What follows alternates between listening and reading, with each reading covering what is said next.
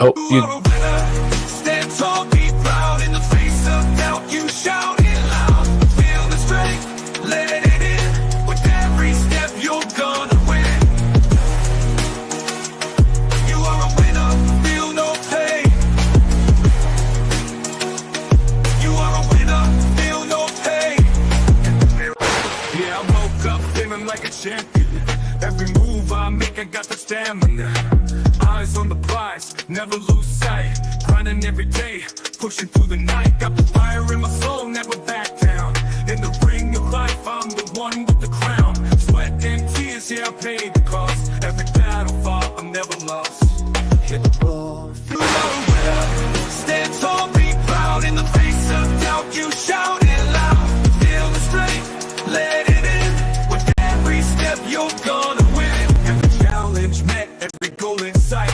In the gym, on the grind, it's a warrior's fight. From the bottom to the top, yeah, I've been there. With the heart of a lion, I face the dare. No fear, no limits, just pure drive. In the race of life, I'm alive. With every push, with every strain, I'm a winner, feel the gain. Hit the floor, feel the power. In this moment, it's our hour. Rise above, break the chain. You're a winner, feel no pain. You are a winner. Stand tall, be proud. In the face of doubt, you shout it loud. Feel the strength, let it in. With every step, you're gonna win. In this moment, own your name. You are a winner in this game. You are a winner. Stand tall, be proud. In the face of doubt, you shout it loud. Feel the strength, let it in. With every step, you're gonna win.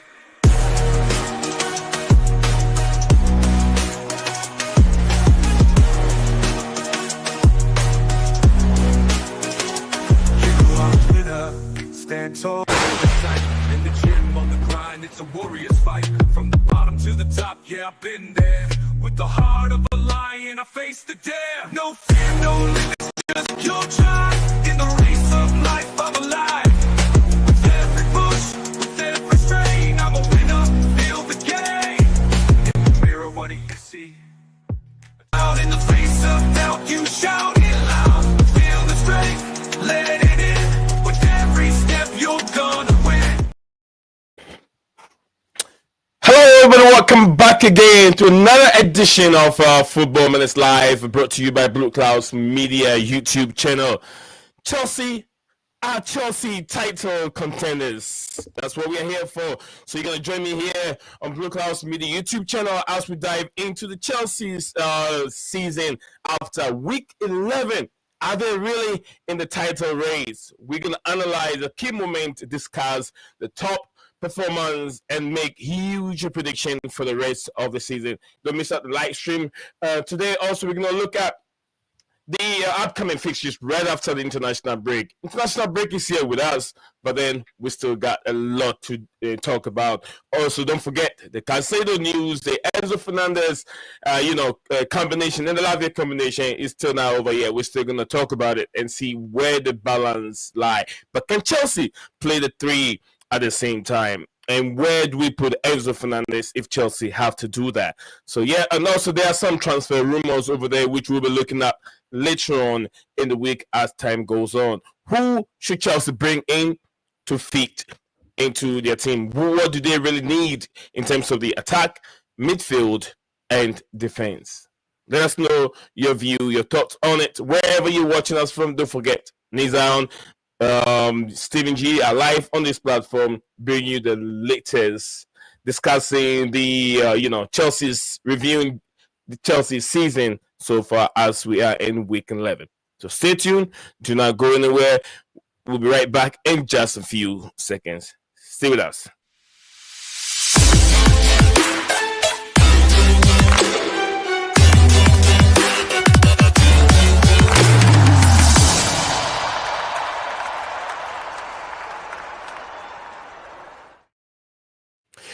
Welcome back again, folks. Welcome back to your favorite channel. My name is Nate Sam with my co-host right there. Stephen G, you can see him over there. Yeah, he's right there waiting. And we're going to take you guys through about an hour and a half of live streaming. And we're going to review Chelsea's season so far. We are in week 11, looking very, very interesting. Chelsea found themselves on the third place, right underneath Manchester City. But the point gap right now to the one on top, it's I think about 5 points different, either 5 or 8 points. I think 5 points. What was that, Stephen? Between who? Between Liverpool and Chelsea. No, Liverpool 9 points ahead of Chelsea. 9 points. Manchester City will be 5 points, right?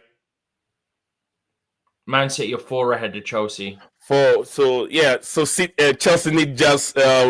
have to pray for City to draw and lose one game, and then they can catch up. It will happen. It's not going to happen that easy, but it will happen one way or the other. And Liverpool are not going to. You never know, Nee. I mean, City's next 2 Premier League games are Spurs and Liverpool. Yeah. So you don't know. Then again, one of them is Spurs, so you'd think City will win that. But City are not going to. Liverpool are not going to continue winning game after game. There will be a drop off somewhere. Ideally, City would beat Liverpool, but drop off and lose to Spurs before that. Yeah, because you have to remember, Liverpool have to play all these big teams too. They come to Stamford Bridge. Chelsea win our next 2. The ideal situation, being a Chelsea fan, is Chelsea win the next 2 games, right? Mm-hmm. Those are against Leicester and Aston Villa. Yeah? Yeah. At the same time, you want Spurs to beat or draw with Man City. And you want Liverpool to probably draw with Man City as well. So you want both Man City games to be a draw in an ideal world. I don't know who Liverpool got next. Liverpool have Southampton, so they'll win that. Liverpool, Southampton. Yeah. They're definitely going to win it. Southampton are struggling. But ideally, City draw their next 2 games and Chelsea win their next 2. Okay. So, that's something that we'll be looking at. Chelsea's fixtures right after the international break. We're going to look at what exactly... What's going on again? You good? It looks like it's not streaming to X. No, I've got the thing saying that you're live on X. Oh, is it?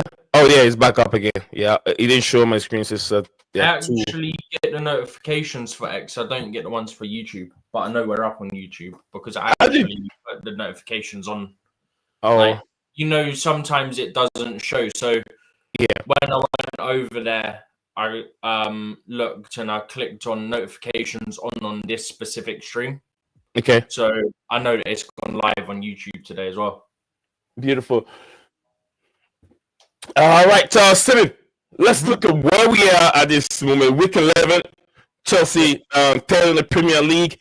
Let's look at the goals scored, goals conceded. We're just trying to contrast to last season where under Mauricio Pochettino, where Chelsea was and where we are now, and see the trajectory of Chelsea's season.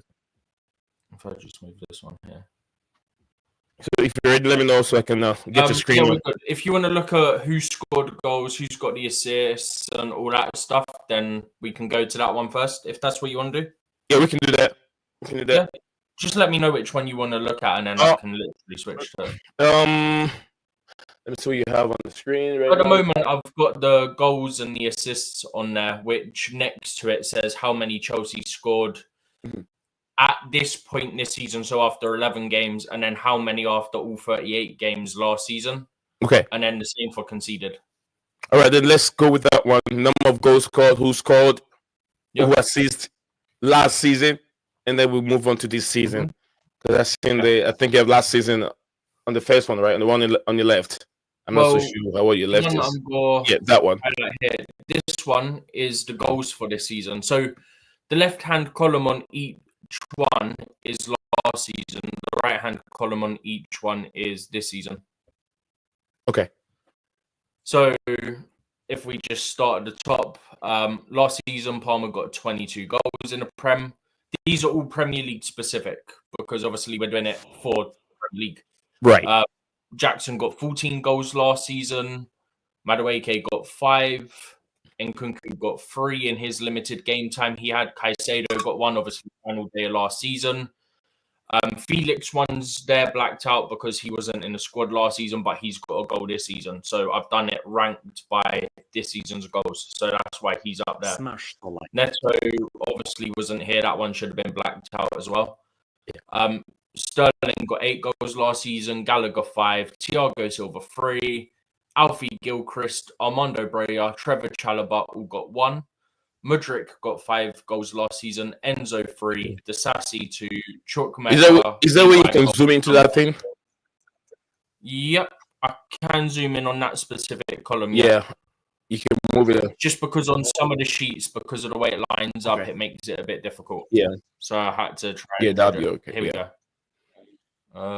There we go. It's more clear this way. Hang on. If I make it 85, should be perfect. There we go. Now we're in business. Yeah, that is, yeah.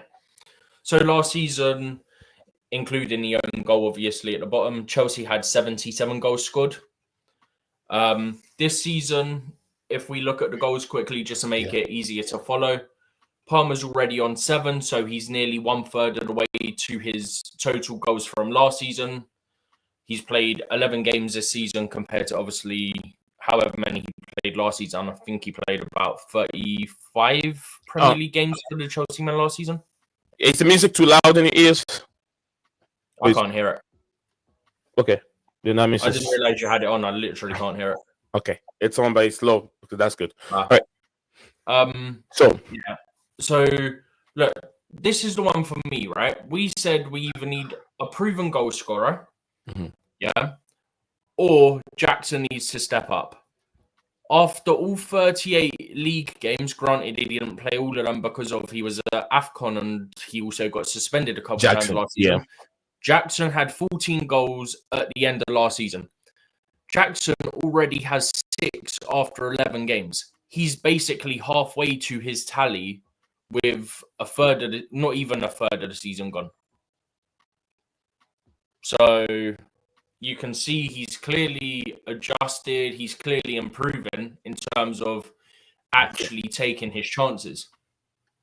I mean, Madueke, let me say this on Jackson. You say this on Jackson. We all knew that he was going to struggle his first season, and yeah. And it's not that he's in the Premier League. Lots of even top players that we've seen them in the Premier League that could not make it.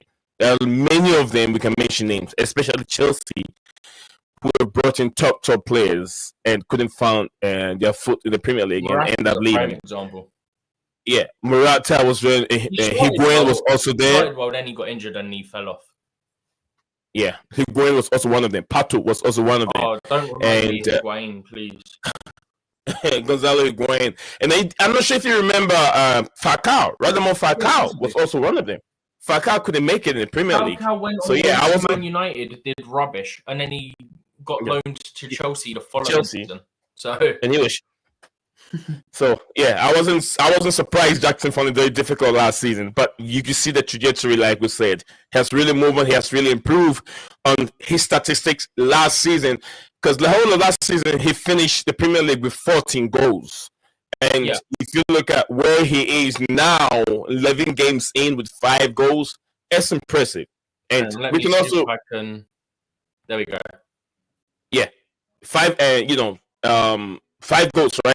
5 goals this season. 6 goals. Yeah, 6 goals this season. It's impressive, and you can take nothing away from him. Although, imagine if he's playing in the Conference League, he would have doubled his goals. But this is just for the Premier League. Specific. Yeah, this is just for the Premier League. More if he played in the Conference League. Yeah, that's right. I think he's registered in the Conference League, so we just don't play him in it for obvious reasons. Right. Yeah. So continue, Stephen. Yeah. Madueke obviously got the hat-trick against Wolves this season. That's why he's got 4 goals, because he also scored against, I think it was Forest. But he's one off of his total from last season. And Kunku's already got 1 Premier League goal. Is it Madueke had 3 goals last season? No, Madueke had 5 last season. So the whole entire season. 3 of the ones this season. The whole entire season, the Premier League, Madueke had just 5 goals, and this season already we're 11 games in, and he's got 4 goals. That's Yeah. also impressive. I'm just He's checking been how many games he played last season. Noni Madueke played 23 Premier League matches last season. He got 5 goals. He's played not good 10 enough. this season, so nearly half the amount of games he played last season in the Prem. And he's got 4 goals, so 1 less in 13 less games. Yeah, thank you very much, JC. I'm doing very well. I hope you're also keeping well, JC. We are doing wonderful. Yeah, thank you. So, so there's a lot of progress. There's a lot of progress from Madueke. How about who's next over there after Madueke? Who's next? Nkunku. Nkunku. Nkunku last season got 3. This season he got 1. Didn't play much last season due to injuries. Yeah. However, this season, not because of injuries, just because he's mostly been coming off the bench. He's more in a Conference League squad to start the season.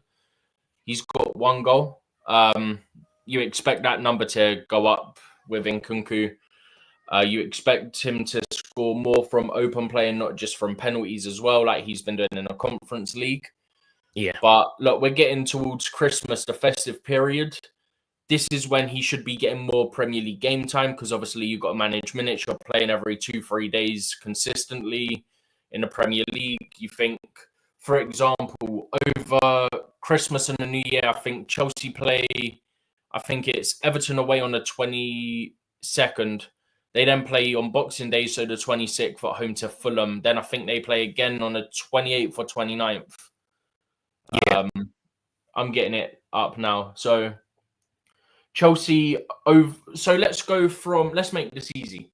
From the start of December, Chelsea play 1st of December Aston Villa, 4th of December Southampton, 8th of December Tottenham, 12th of December away to Astana, 15th of December home to Brentford, 19th of December home to Shamrock Rovers, 22nd of December Everton away, 26th of December Fulham at home, so Boxing Day. Yeah, Fulham at home, Boxing Day. 30th of December we play away to Ipswich, 4th of January we're away to Palace. This is what I mean. For a whole month, you're playing like every 3-4 days consistently. Yeah, that's when some of these players that are crying for minutes will get more minutes. Yeah, that's when you'll see more minutes. Yeah, more players. Or even Mudryk could probably get some Premier League minutes in there. In Nkunku, there'll be a lot of rotation. Yeah. There'll be lots of rotation. There'll definitely be rotation. I mean, in December, we got our final 2 Conference League games as well. So definitely.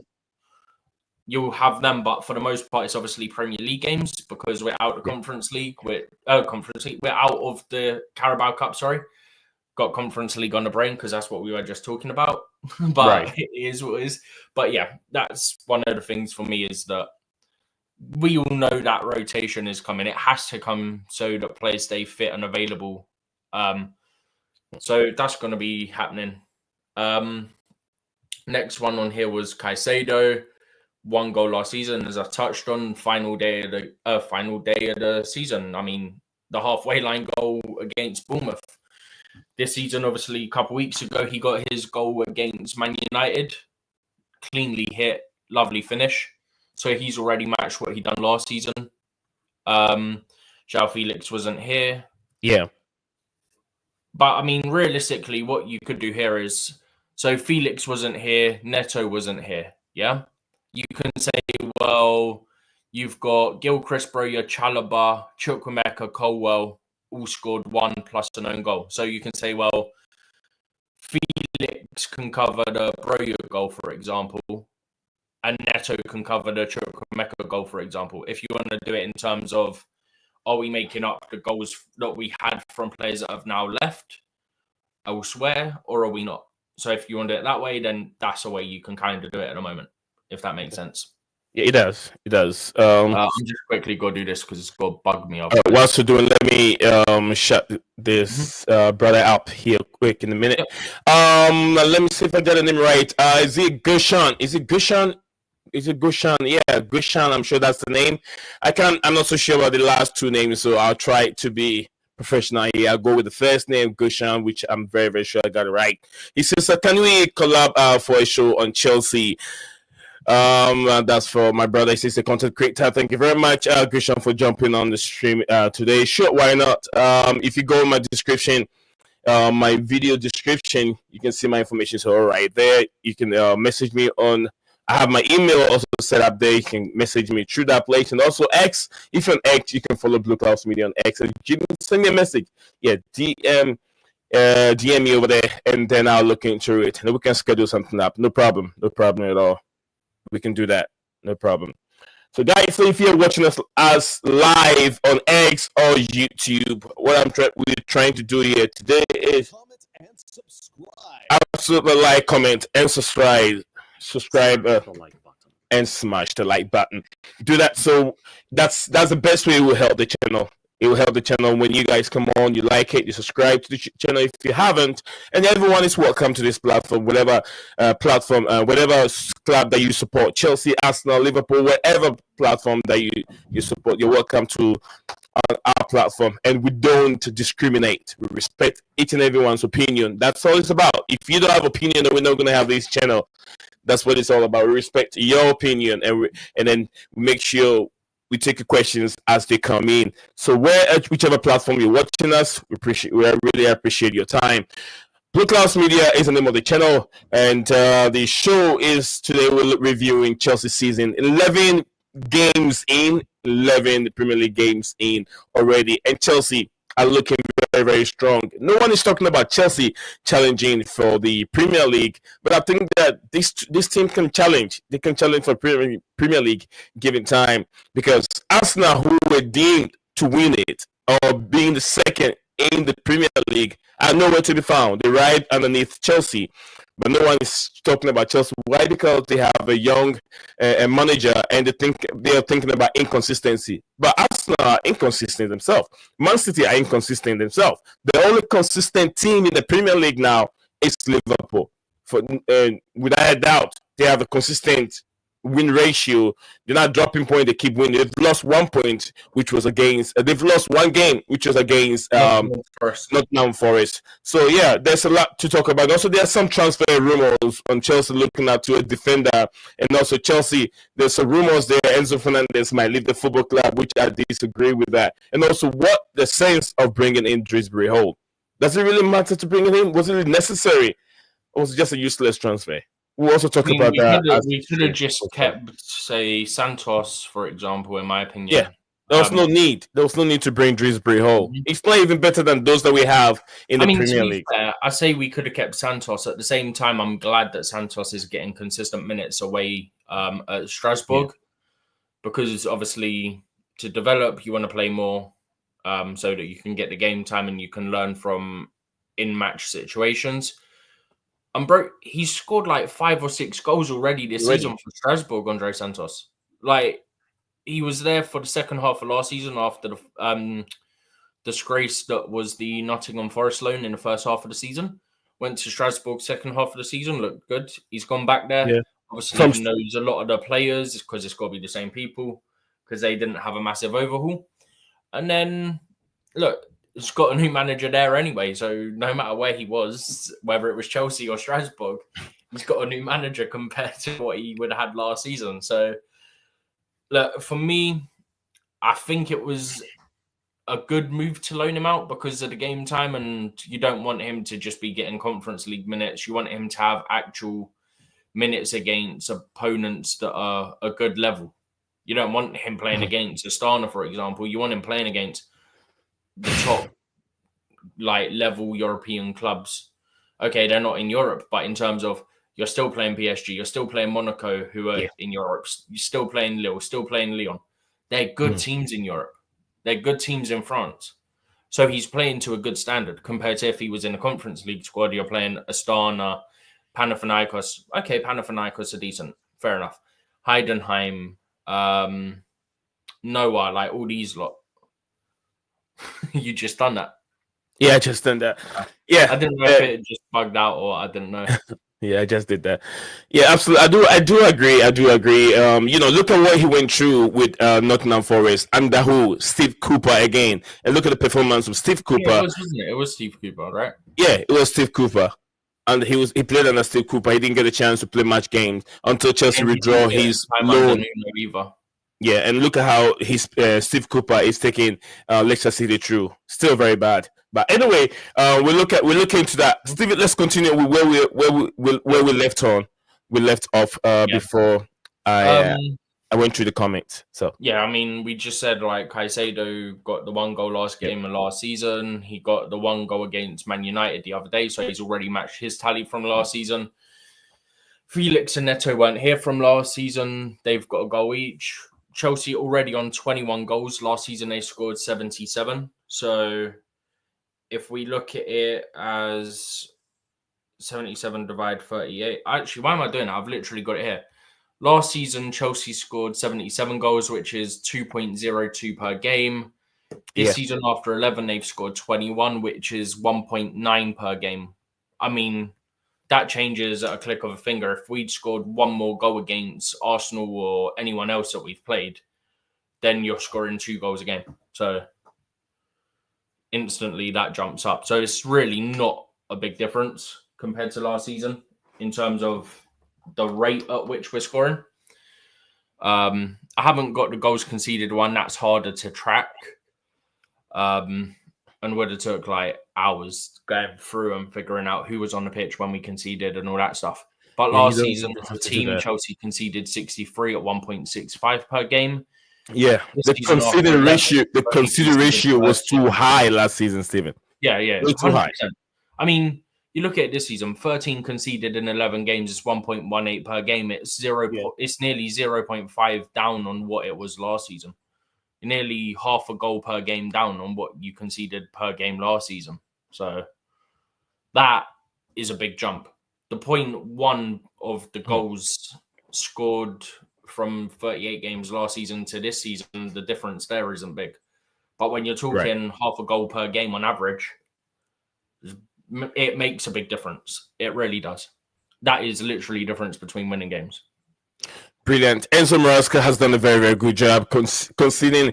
Looking at his first season, 11 games in the Premier League, and he's also playing other domestic competition, the Carabao Cup, the FA Cup. Unfortunately, we're out of the Carabao Cup, but the FA Cup is there to play. I think they haven't started yet. The FA Cup hasn't started for the Premier League teams. The Premier League teams join in January. Right. So he's done well. He's done well so far. We just hope that he can keep going, because the matter way we lost the Carabao Cup to Newcastle, I found that to be a little bit questionable. I could question Enzo Maresca why he did that, how we went off. How we went out of the Carabao Cup so easily and then so early. Yeah. I'm not sure how well this is going to show up. So this is one of the match programs from this season. It won't show up very well. Trust me. It will. It's very. The right teams we can see it very clear, but we can see it. Yeah. So you'll see. I'll point it out here. Yeah. So FA Cup 3rd round starts on the 11th of January. But my issue and why I'm not annoyed that we went out the Carabao Cup, if I zoom in. Yeah, I can see it. Here. November, right? Sunday 3rd. No, the next game in the Carabao Cup's the quarterfinal. Yeah. Yeah. But if I zoom in even more here, look at the date of the Carabao Cup fixtures. It's the 17th or 18th of December. And then we play Shamrock Rovers in the Conference League on the 19th. So we would either be playing the next day or with just 1 day in between. So that's why I'm not disappointed about the Carabao Cup. I don't think that will happen. I think FA would have seen that. They just played the game. They could have postponed it. They would have postponed it because there's no way the football club will play a game. Forget about the squad depth. Forget about the squad depth, Steven. When Liverpool won the Champions League and they were playing in the Club World Cup, yeah, Liverpool were obviously playing Club World Cup abroad, but they had, I think it was their first Club World Cup game was on the Thursday. Yeah. And they played a Carabao Cup game, so they had to use pretty much academy kids for the Carabao Cup game on the Wednesday. So they were literally having to play that the Wednesday and then have the assistant manager take charge of that or the under-21 manager take charge of that.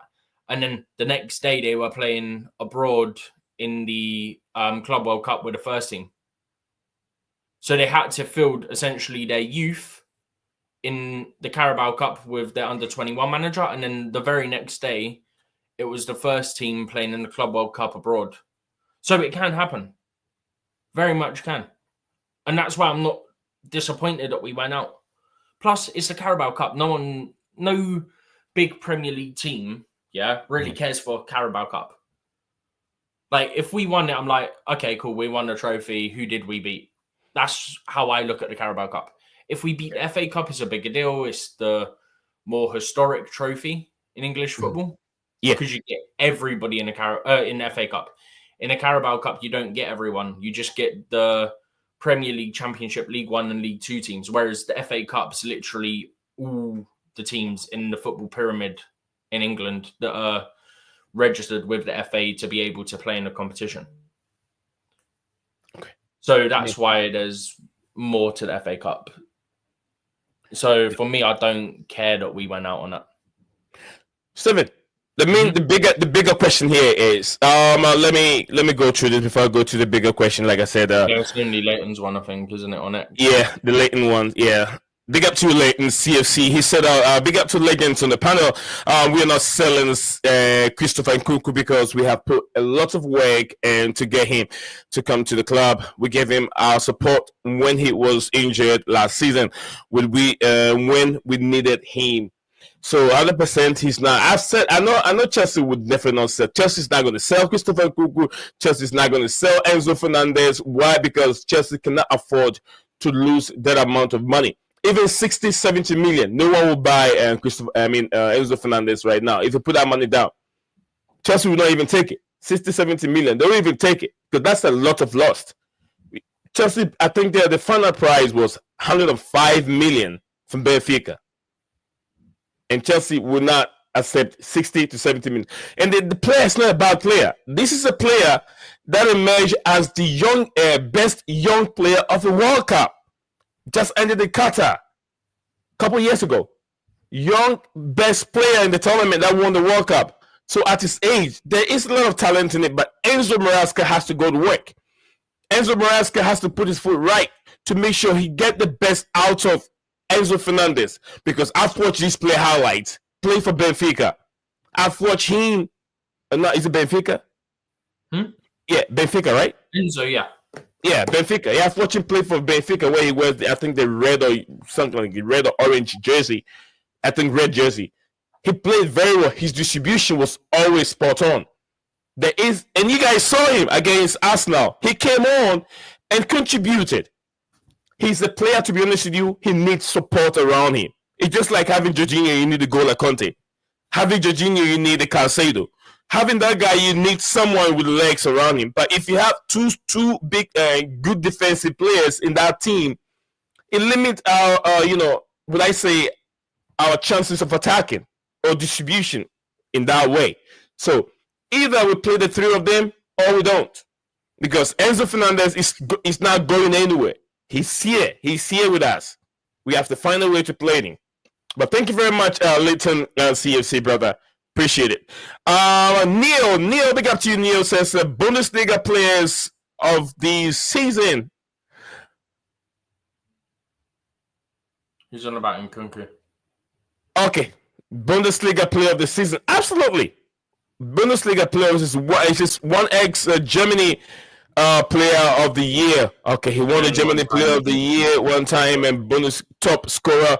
Yeah, so no doubt he's a good player. But look, the problem is the club is trying to make Nicholas Jackson the top striker at the football club. Nkunku is not a number 9. He can play the false 9 role and also play behind the striker. So either you put Palmer on the right hand side, you drop Madueke and put Nkunku behind Nicholas Jackson. That's the best way. Or maybe playing Nkunku on the left hand side. But on the left hand side, you have two players that are challenging for that position, which is Neto and Jadon Sancho. So there's no way for Nkunku on the left hand side. Neto plays on the right. Neto plays. He's primarily down as the right, and this is what I've been explaining, and it's also because of what Maresca said. Maresca said he can play both, but he is down as the right winger. He was playing left wing because Sancho was unavailable when the season started. So it was him on the left with Mudryk as the backup.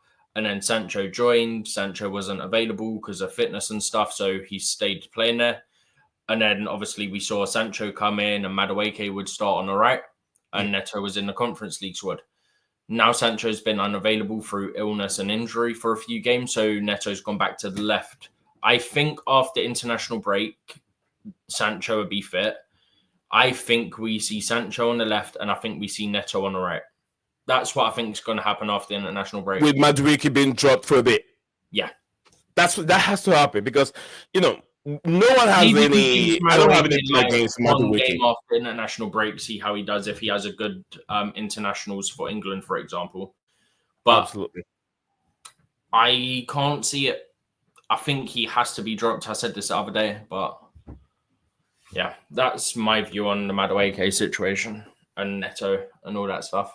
I think I agree with you, and I've also said it's time to drop Madueke for a few games. I've been saying it for a few weeks now. Yeah, let him learn and improve. Put Neto on the right hand side because he's been a immense of a player. It looks like he's got a hunger in him to go for a match winner for Chelsea. It's not that easy. Getting that goal for Chelsea against Arsenal was a boost for him to say, "Hey, I deserve to start games. I deserve." Madueke need to drop, put Cole Palmer in the middle or whatever. Cole Palmer is tired, take him off, bring in don't wait until 80th minute before you take Palmer off. If you see Palmer is he's having an off day, just take him off. Bring in Kuku on or bring Enzo Fernandez on time for them to change the game. Don't wait for too long. Sometimes I don't understand why managers wait for way too long before they bring a player that can impact the game, in my opinion. But Steven, now the big question is big up to you. Neil said that okay, 1 goal in 10 games. Madueke. It's not 1 goal in 10 games because Wolves was like the 3rd or 4th game. I think he had 3 goals. He had 3 or 4 goals. He had an hat-trick. He had 3 against Wolves, and then he scored against, I think it was Forest. Yeah, 4 goals. 4 goals. Yeah. The Wolves game wasn't that early in the season. Wasn't like first game of the season. Wolves was second game of the season. Yeah, it was a second game. I think our first game was a Stamford Bridge. Actually, if you want to be precise about it in terms of the Premier League, it's actually 4 goals in 10 because he didn't score in the first game of the season. So 4 in 10 or 4 in 11, depends how you want to look at it. Right, Steven. So, Steven. Yep. Question, the most important question. Can Chelsea challenge for the Premier League?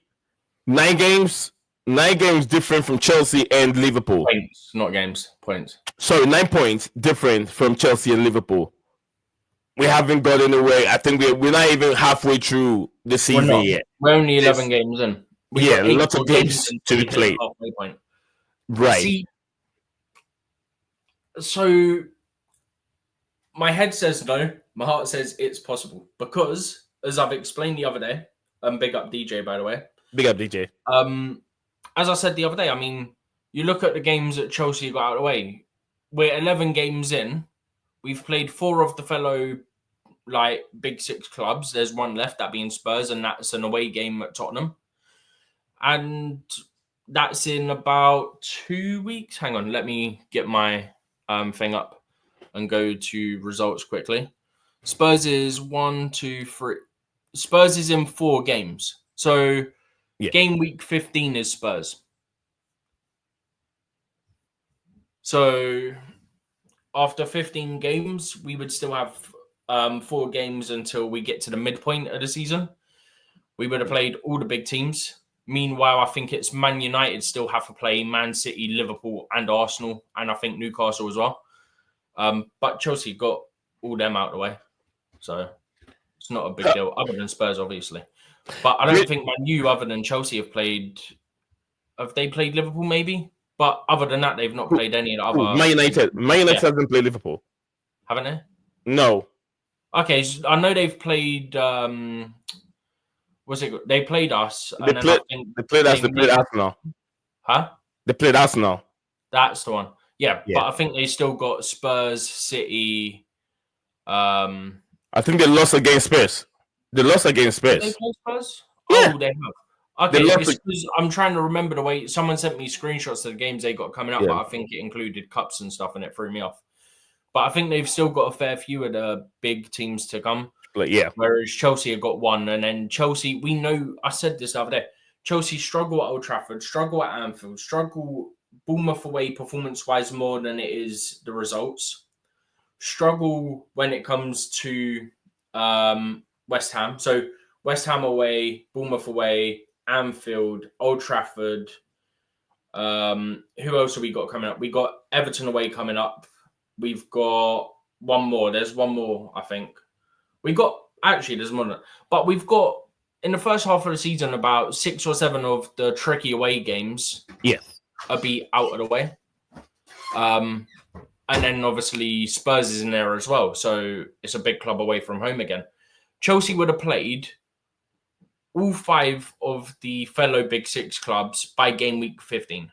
That means 4 games left after that until the mid-season point. Yeah? So at that point, you look at it, Chelsea would have played City at home, as in at the Bridge.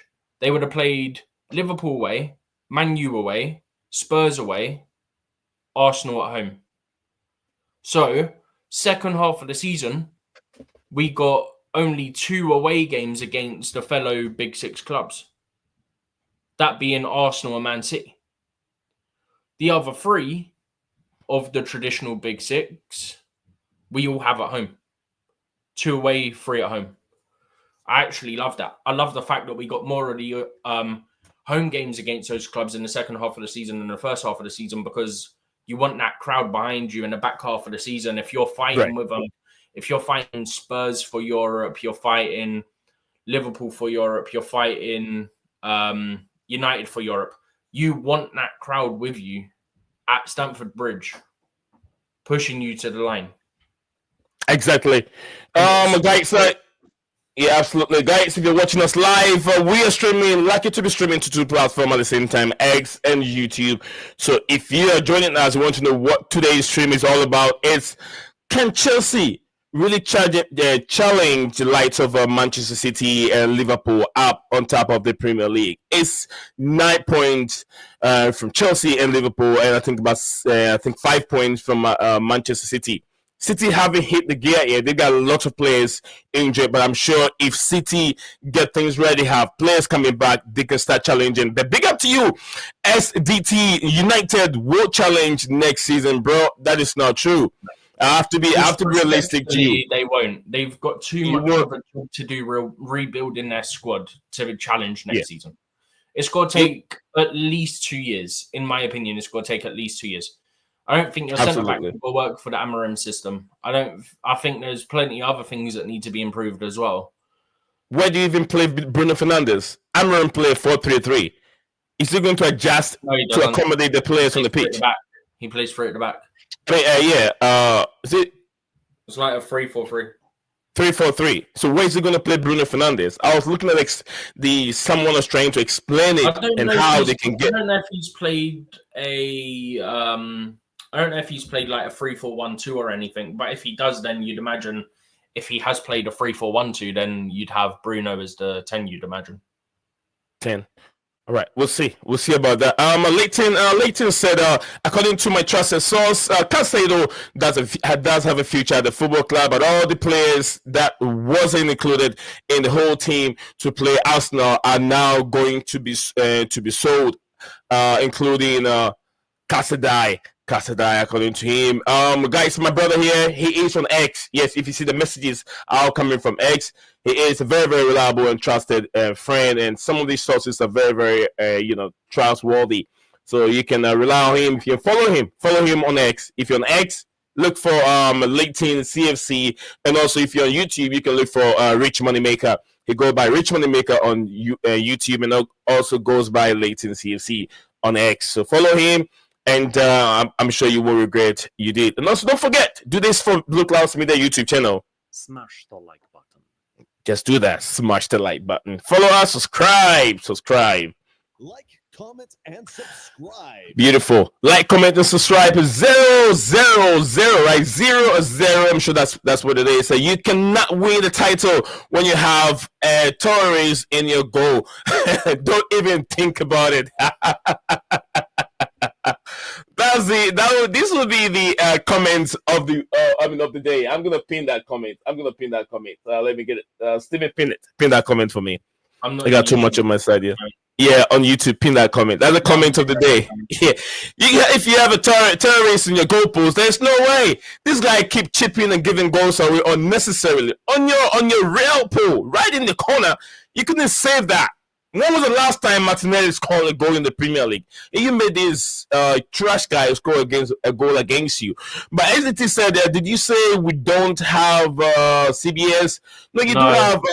No, I didn't. I said CBS. I don't think your centre backs are going to work in the system that Amarim plays.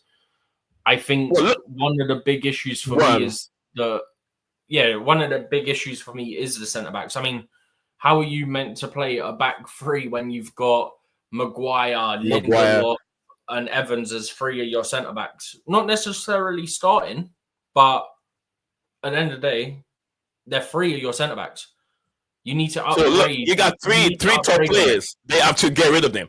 3 players. I don't think Euro would be bad. I don't think He'll be good. Would be bad. But they need another couple of centre backs that are upgrades on what they do have, in my opinion. Because if your other 3 centre backs are Lindelof, Maguire, and Evans, good luck to you, because you will struggle.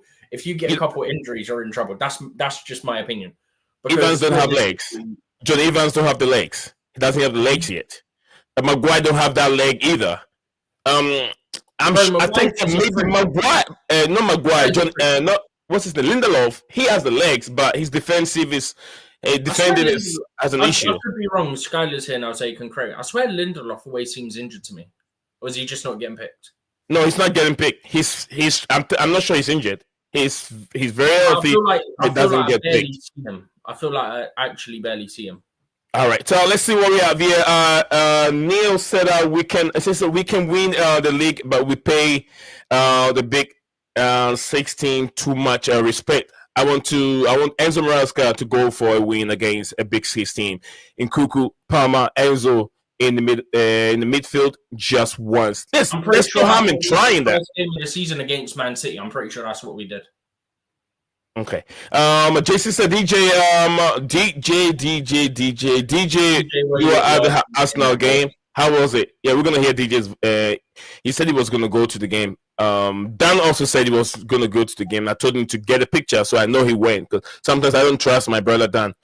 Jason said yes. I was always, I was always going to a home game match with my dad. Okay, that's from my DJ. Thank you very much, DJ. DJ is here with me. Scala is also here with me. Scala jumping first, so we'll go to Scala. Then we turn our attention to Mr. DJ. Scala, welcome back to the show again, brother. How is your day going? Yeah, not too bad. Big up to everybody. Like, share, and subscribe, and all that thing. Absolutely. Like, share, subscribe, and all that fancy good stuff over here. Scala, Ruben Amaron is the name. He's here.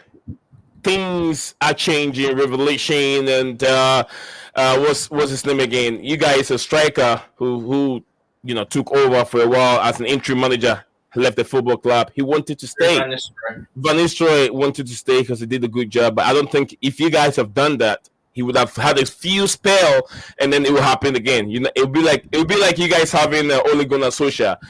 Yeah, take me through what is going on at Manchester United. Yeah, I mean, that was such an awkward situation because in every pre-conference and post-conference and all kinds of conference, Ruud was saying that I have a contract and I'm going to, oblige it. I'm going to follow it. Like he was himself saying that I'm not going anywhere, which was very weird because he was just an interim manager. And yes, he had a 2-year contract with the club, and which means he was the assistant coach, but he was just the assistant coach. Assistants can be changed. He was not like the manager. So it was very it was a bit of cringe every time he said that, I like to honor my contract and all that. Like he was like don't sack me. I'm going to be following the contract, whatever you gave me. So that Bro was said, weird. I'm the boss of you. You're not Yeah, the boss of me. yeah. So he's gone anyways. He's gone right now. He's did a decent job. I think as usual, with United fans, most of them are passion merchants. They love anything and everything related to old United history.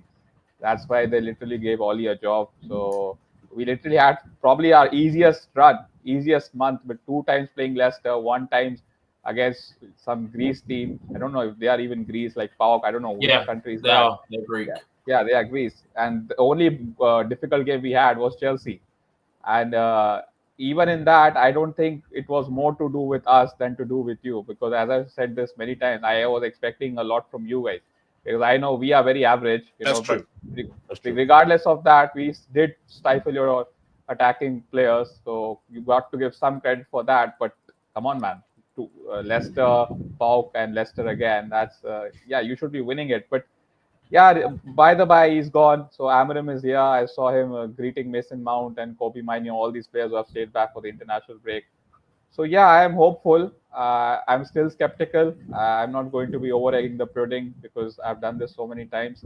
And when you, especially are a United fan, you literally are forced into echo chambers which you don't want to be part of. Because as I said, that there are two sets of fan bases. Like they will literally hype up everything when it comes to United, whether it's academy players, whether it's half decent performances. Look at Garnacho's goal he scored a banger right now, and everyone's like feeling sorry for him because he didn't celebrate. So all those kind of stuff I want to stay away from. I just want to judge what he does. I don't have any preconceived. I want to say I want to have some expectations. I want to first expectation is to he plays good football, because none of the previous managers, starting from Mourinho, have played any kind of football with identity. So I hope with this back three, he can at least have something which I can get behind, because that's something which I've been finding hard for the last almost 6 years. Okay, I have a question for you. Do you think that opens the door for Ruud van Nistelrooy with this little performance that he did, so in terms of coming back in the future, if he wants the job? Do you think that opens the door for him to come back and be a United manager? I can't even say that, because we have to see like what job he takes and what he does after that. I've seen him being linked with a couple of jobs. He's linked with the West Ham job. He could probably be linked with the Everton job. So we'll see. But I think he needs to do it somewhere in the Prem. You cannot be going back to Dutch, and we cannot be doing Ten Hag 2.0 again. With Ollie's kind of mixed in with the legend status, which he already did with Ollie. So yeah, he was anyways offered the Burnley job after he quit PSV. So maybe somewhere in the Championship, probably. But yeah, man, I'm not interested in this ex legends managing United at the moment, or Unless they prove they're good, right? Yeah, for the future, foreseeable future as well, because I'm just tired of it. I think most of them are they are just hyped because of their status, not what they can actually do. Even with Ten Hag, not with Ten Hag, even with Root, the best thing he did in these 4 games was to take off Rashford and Dalot after 60 minutes. Otherwise, I didn't see anything different from Ten Hag's football. It was just the players were playing, as they say, like a honeymoon period or a bounce back, or they were just free of what they were saying, like they have broken the shackles, all that New manager nonsense. bounce. New manager, all those kinds of buzzwords. So yeah, we'll see. Whatever, I wish him best of the luck. I think he's obviously a club legend, so I cannot say too much bad about him, but we'll see. So Thank you yeah, very much. Thank you very much, Scala. This is Scala. He go by Scala, a top Manchester United fan here. We have him on the show. We're gonna go to another Chelsea fan, DJ, who's been with us all the time. DJ, welcome back to the show. And how's the family doing, DJ? Hey, big up, bro. All good, man. Big up, Steve. Big up, Skull, and big up to everyone in the comments. Yeah, all good, mate. All good. Can't complain, bruv. Can't complain at all. We're just it's now what we call our tea time now. So we're just relaxing. I just saw you guys on. I thought I'd just jump on and see what's happening. Absolutely. We're discussing your football club. Before we let DJ, release all his information that he has piled for us, let me go through this real quick. Leighton said, according to my trusted sources, Man United have higher wages, players that will be sold because of PSR. So they're doing the same thing that Chelsea did. Chelsea did, signing under 25 players on low wages. So probably the same thing that United. I'll come back to Scala on that comment from my brother Leighton. DJ, you went to the game. Do you want to take us through what you witnessed and how Chelsea couldn't come up with 3 points, and what Enzo Maresca did wrong and right? In a few minutes, you can take us through it. Yeah, it was a game of two halves. Before we get to if Chelsea can really compete and challenge for the trophy, go for it. Yeah, it was a game of two halves. Really, need to be fair. I thought Chelsea had the better of the first half. Second half, Arsenal then came on. They got their goal, but then we still won. Brilliance of the one that everyone likes to complain about, off the bench, may I add that, Enzo Fernandez setting up the ball for Pedro Neto, and we all know what a goal that was. What a shot that was, about 20 yards out, boom, right in the corner. Keeper could nowhere get anywhere near it. Then after that, for whatever reason or another, I thought by then we would actually go for it and try and get the win. But then Arsenal started to get back into the fray of things again. And to be fair, at the two afterwards, it looked like they were more likely to go and get the winning goal. But we held on. It's sad to say that we held on at Stamford Bridge, but this is what it's like under Maresca at the moment. The only bugbear I have with Maresca, and I've said this already on previous streams, is he needs to make his substitutes early, mate. He needs to make his substitutions early. He Don't does give sometimes, Nkunku. to be fair. Sometimes he does, bro. But I think giving Nkunku sometimes, like on Sunday, I think for him it was probably a thing of, look, we're not losing. We're not in a bad place at half time. Let's see if these players can react to my message and see what happens. I think that's part of it for me, is that he likes to give them time if it's close or if it's level. He likes to give them a chance to react to his message before he makes a decision. I think that's part of it. Oh no, bro, I don't doubt that. I just think sometimes, when you got the quality on the bench and you got players that want to make a difference, especially the players that we all can talk about here that had an absolutely excellent game in midweek against Noah, regardless of who they are, but scored the goals that we needed to thrash them absolutely thrashed them proper. When you got the likes of Nkunku and you got João Felix on the bench, chasing a game, we all know. Let's be real here. It wasn't Cole Palmer's best game on Sunday. For me, he didn't look fully fit. He is also injured, so I was going to say he didn't look fully fit, and I'm not going to. That's what I keep saying. We are not Cole Palmer FC, and I keep saying this. And people seem to think we're Cole Palmer FC. We're not. But sometimes what happens is when when you hear him struggling and you've seen him struggling, take him off, bring João Felix on and see what you can do. For them last 5 or 6 minutes, or even Nkunku. I mean, he gave Nkunku 6 minutes to make an impact on the game. Right, and for me, that is nothing. If we're going to actually win this game, we're serious about getting a top 4 position. You need to go and put your your best players out there when you've got an opportunity to make the changes. And I can't complain on Maresca. I've said it already. I can't complain anything this guy is doing. The only bugbear, I've said it all along. I mean, my dad was saying it at the stadium to a lot of the fans as well. Was saying it. Just make your changes a bit more quicker than what you're doing, because I reckon Arsenal were there for the taking. Had he done that early, and I think we could have got something out of the game, but we saw Arsenal almost could have won it at the very end had it been for Trossard taking it away from Kai Havertz.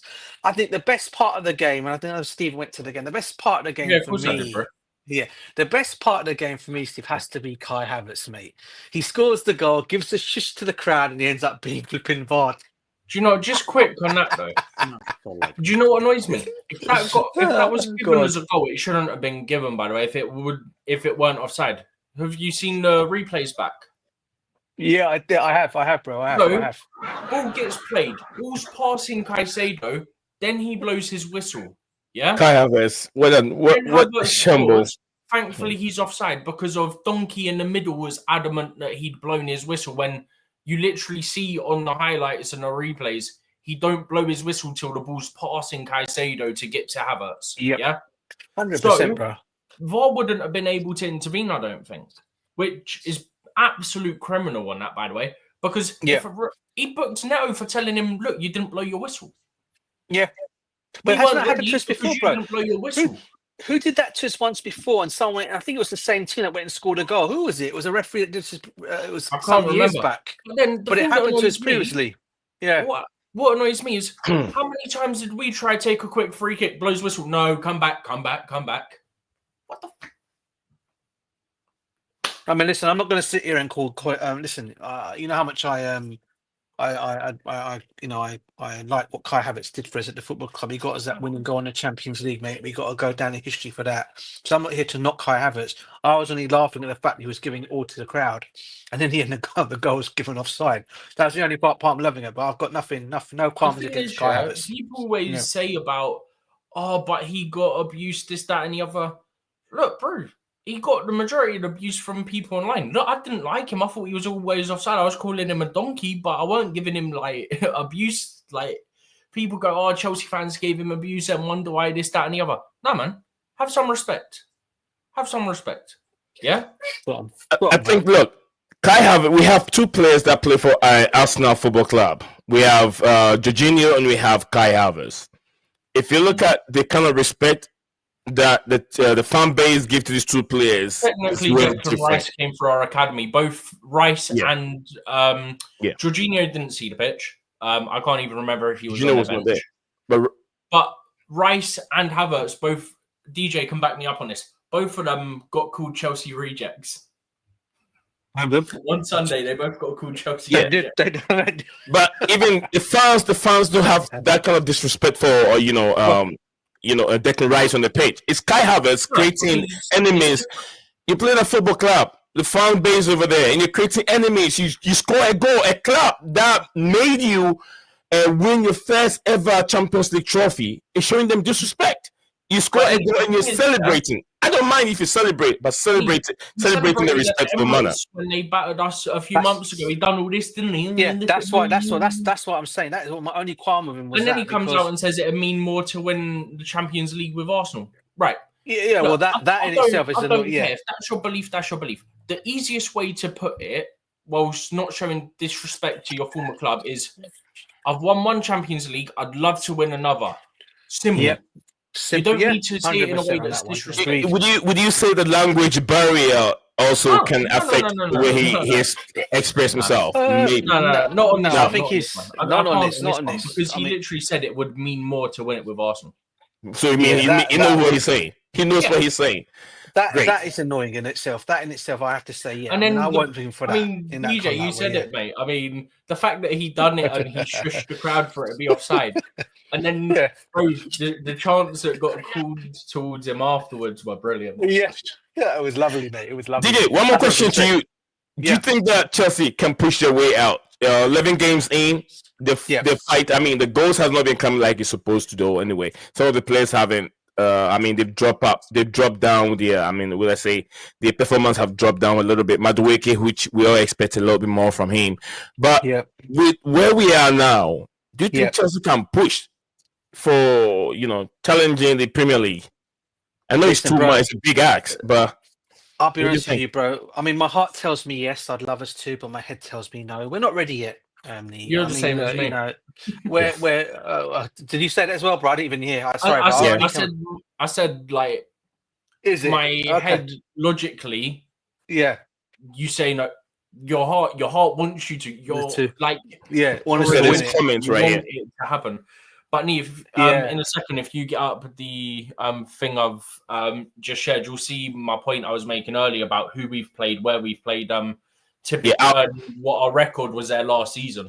Like, let DJ end and I'll put that on the screen here. Neil shows what our record was last season.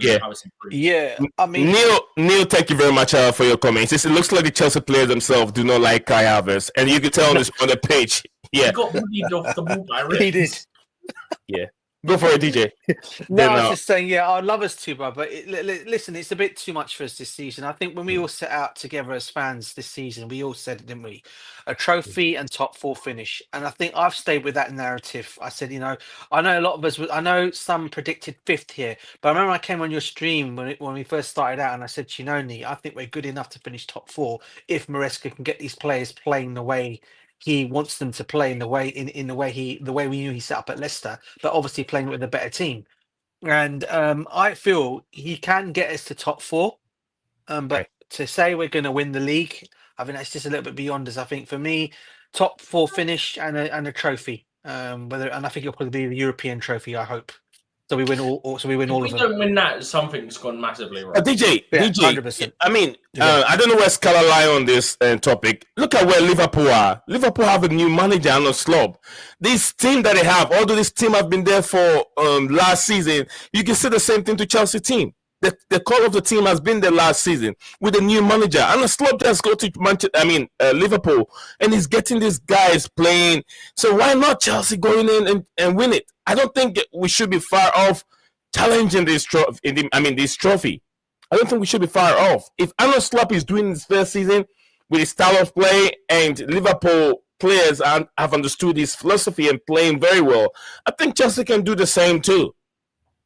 So I wouldn't say we're not ready. Liverpool is not ready. They're not ready either. I think the league is there for everyone to win it.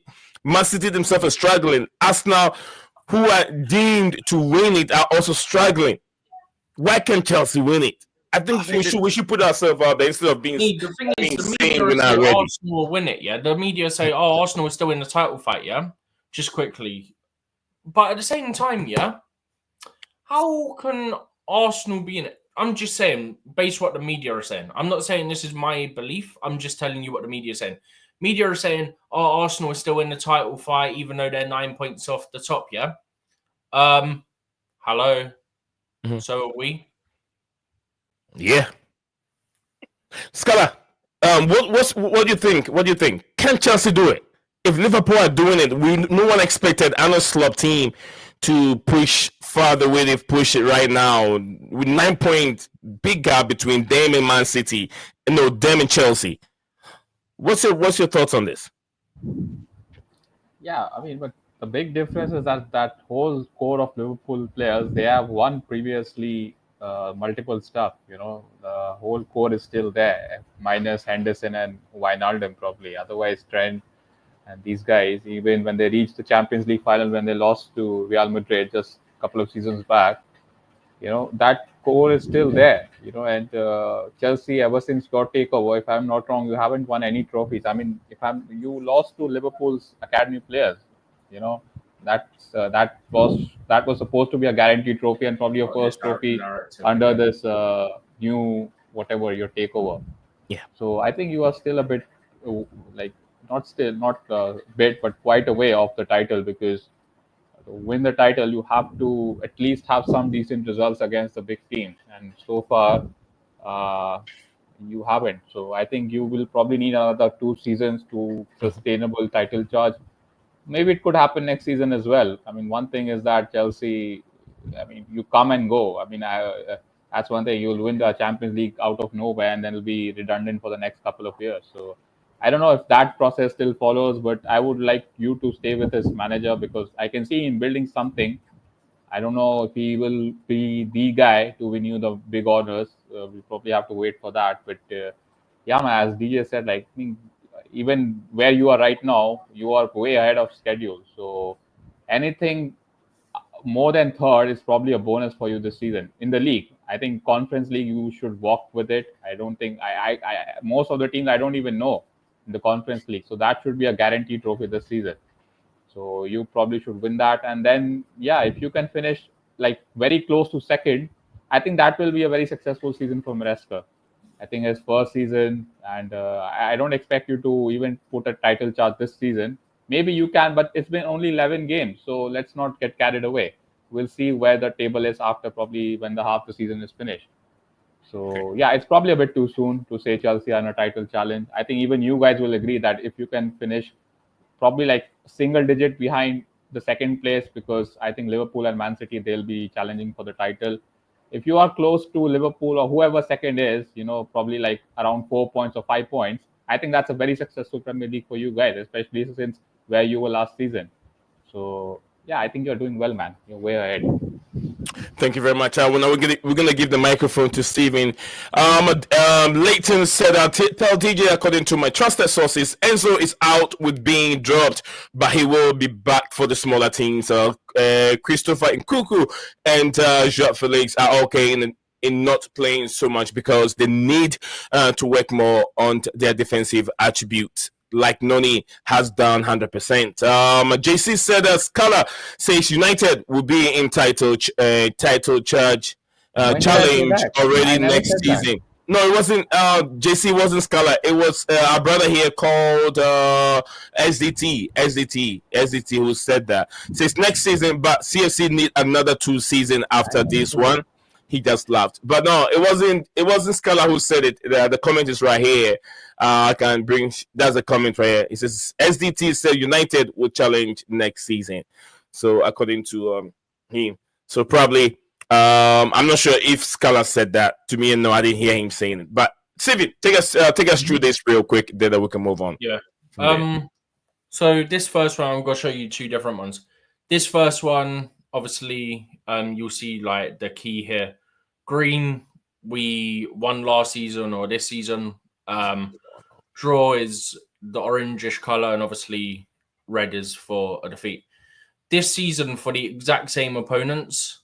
As what we had last season. Obviously, I'll get into about the first 11 games, regardless opponent in the second. But for the exact same fixtures, so as you'll see here, Brighton home, Forest home, Liverpool away, all that, right? Chelsea have a net gain of 7 points based on where we were in these games last season. We've gained 7 points more than what we got from these last season. You look at last season, lost away to Wolves, lost away to West Ham, who, by the way, beat us 3-1 with them having 10 men. Lost, I think, last season 1-0 to Forest at home. Lost to Liverpool. Lost to Man U. There's quite a lot of red there. Okay. Only 3 greens. Yeah. This season, 2 reds, and it's Man City and Liverpool, the teams that are ahead of us, the teams that are first and second, the teams that are looking like the 2 that are, if you had to pick only 2, are going to be the 2 that are battling it out for the title. And I mean, City, we had first game of the season, and they've had the same manager playing a similar style to what we seem to be trying to do for 7-8 years, something like that now. Yeah. So realistically, you don't go into that City game opening day expecting much from it. But we're up 7 points on where we were last season. We've played Arsenal home, United away, Newcastle home, Liverpool away, Brighton home, West Ham away, Bournemouth away, City home. So we've got, this is what I was saying about the away games, right? Wolves, we typically struggle. Bournemouth, we struggle more performance than we do with result. West Ham, we typically struggle at their ground. Liverpool, we typically struggle. Man U, we typically struggle there. Arsenal, we haven't beaten at the Bridge in something like 6 or so years now. 2013, bro. Even longer then. Wow. Yeah. So this is what I mean, right? These are typically difficult games for us. That's 2, 3, 4, 5, about 7 difficult games out the way for us. Yeah. Because obviously City's there. For me, the key thing is our upcoming games, right? Let's start. So you'll notice I've got like green there because what I've done is based on the relegated teams and the teams who come up, the closest one. So first was 18th. First championship was 18th Prem. 20th Prem was the playoff winning team. And just done it there because I don't want to have blank space. Just makes my life easier. Okay. But yeah, we've got a decent little run now until we play Man City again, which I think is the 25th of January, something like that. If I just quickly get this. I think it is 25th of January we play City away. This what I'll do. This is what I'll do on next stream. I think we'll try and see how many points can Chelsea. We'll try and make a prediction. How many points can Chelsea gain? Mm-hmm. If we have time, we can do that now. We still have a quite an amount of time on our side. We're gonna go through the schedules and see how many points can Chelsea gain within all these games. Which one are winnable? Which one that will be difficult for Chelsea? And see where Chelsea can be if everything goes on well for Chelsea. We'll look into that as the stream goes. So we have some few Another time. thing We I have wanted almost to about quickly show as 50 well, mate, minutes. was this one here, right? Go for it. So this one, you'll see league position, how many games we won, how many we drew, how many we lost, and how many points we had. Yeah? Okay. We are currently third with 19 after 11 games. Last season, we had 4 points less and were 10th place. Yeah? The thing for me with the games we've got coming up, right? So with the games we got coming up, we can easily, in my opinion, get significant points from our next, say, 6 games. In my opinion. Because our next 6 games, if I just get this up here, it's Leicester away, Villa at home, Southampton away, Spurs away, Brentford at home. In my opinion, Leicester away is a win. Villa is a bit challenging. Southampton is a win. Tottenham Hotspur is a win for Chelsea because if Tottenham Hotspur out of these, how many do you think we win? Leicester away, Villa home. Leicester away is a win. Leicester City away. If they don't sack Steve Cooper, as Leighton said, Leicester City could sack manager. I'll keep you guys updated. Steve Cooper's head is already on the chopping board. I see that coming. But yeah, Leicester away should be a win-win for Chelsea. Southampton, whatever home and away, is a win for Chelsea. Tottenham Hotspur away is a win for Chelsea.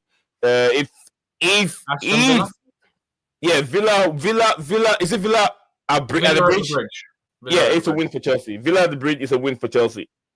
Who else? Tottenham is away, right? Tottenham's away. It's Leicester away, Villa home, Southampton away, Spurs away, and then Brentford at home. Brentford at home will be a little bit difficult because they're going to sit back. They will sit back. It will be a bit difficult. You need technical players. Sancho have to be ready for that game. But we will look into that. Because for me, I think the most difficult game out of that is got to be Villa. You could chuck Spurs in there, but I feel like the way they play with their high line, we can really exploit that. I'm actually more worried about the Villa game at the Bridge than I am about Spurs away. Right. But I think we should win the majority of those. Say we win. Okay, let's put it this way. If Chelsea win 3, draw 1, and lose 1, right? That's 10 points. Yeah? That puts us on 29 points. Last season, we didn't get past 29 points until game week 21. That's when the season's about to come to an end. I don't even remember who we played at that point and who we had left, but put it this way, it wasn't looking good. The fact that we're already on 19 3 points lane. A decent run coming up, yeah. This decent run until the 25th of December when we play Man City, we can really start picking up the pace. Yeah. That's the thing for me, because look, we're already 4 points ahead of where we were last season. Say we win our next game, 22 points. We didn't get 22 points till game week 17 last season. We'll be 5 weeks ahead of where we hit that from last season if we win our next game. Okay. So all right. You're starting to pick up ground now because you've got a lot of your hard games out of the way. This is why I keep emphasizing the fact we got so many of our hard games, whether that be the first half of the season, we've already played City. 4 out of 5 of our big teams for this first half of the season, or it's the typically difficult away games that we've played, like the Bournemouths, the Wolves, West Ham, and stuff like that. We don't have to play them away anymore, and they're games that we struggle in. So for me, that's why I keep emphasizing this. It means that, in my opinion, there's places we can pick up more points now. Right? Right. And that means you start jumping significantly ahead of where you got last season. It can happen that Chelsea in this run maybe drop points to Villa, maybe drop points in 2 other games, but for the most part, this next 7-8 games, Chelsea can win the majority of those games. All right, thank you very much, Steven. Let's go to DJ. Let's hear what DJ. DJ, you there? Can you hear me? Yeah, I can hear you, bro. Yeah, let's hear what DJ have to say on this. The Chelsea's upcoming fixtures and Yeah. how many points you think they can get from it. All right, DJ, over to you. I'd probably say out of all them games, I'm expecting, like Steven said, I'm expecting all wins via the Aston Villa game, which I think could be a draw.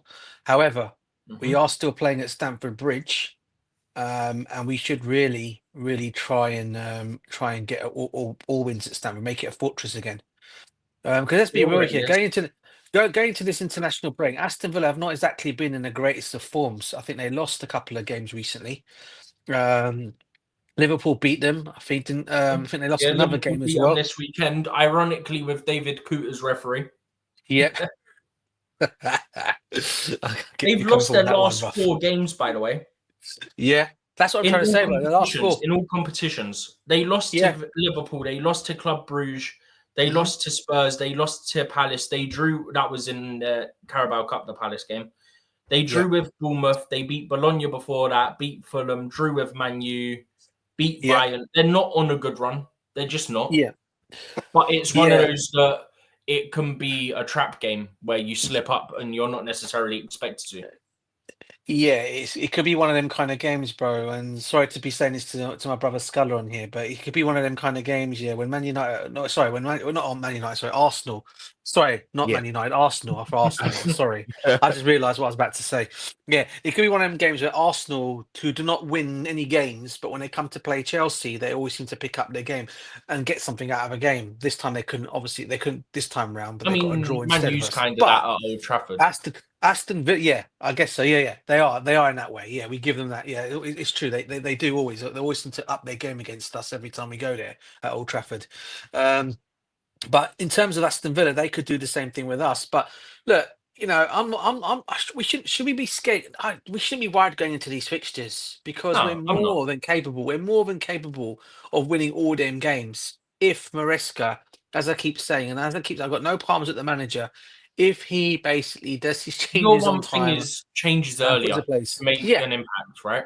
Exactly, bro. Especially when we're going to a game where you're chasing a win and you can get a win, and the opposition are playing more or less playing a game where they're defending their box, and you're got a chance to bring on some attacking plays to go and get the goals to win the game.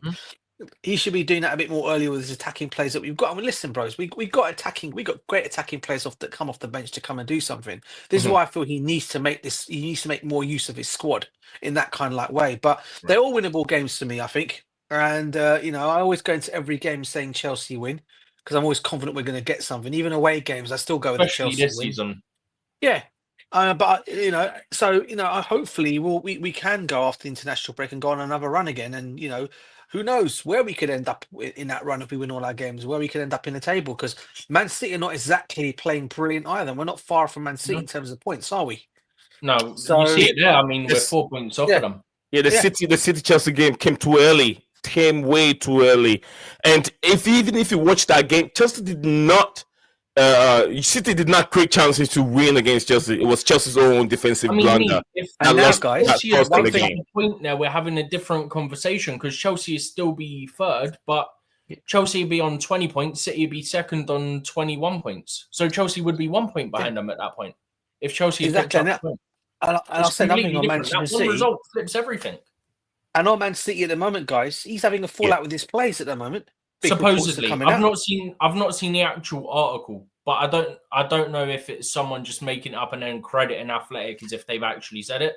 I need to check it myself. It was Athletic that said it, didn't it? I've seen loads of people saying that they haven't actually seen that in the article, so I need to check.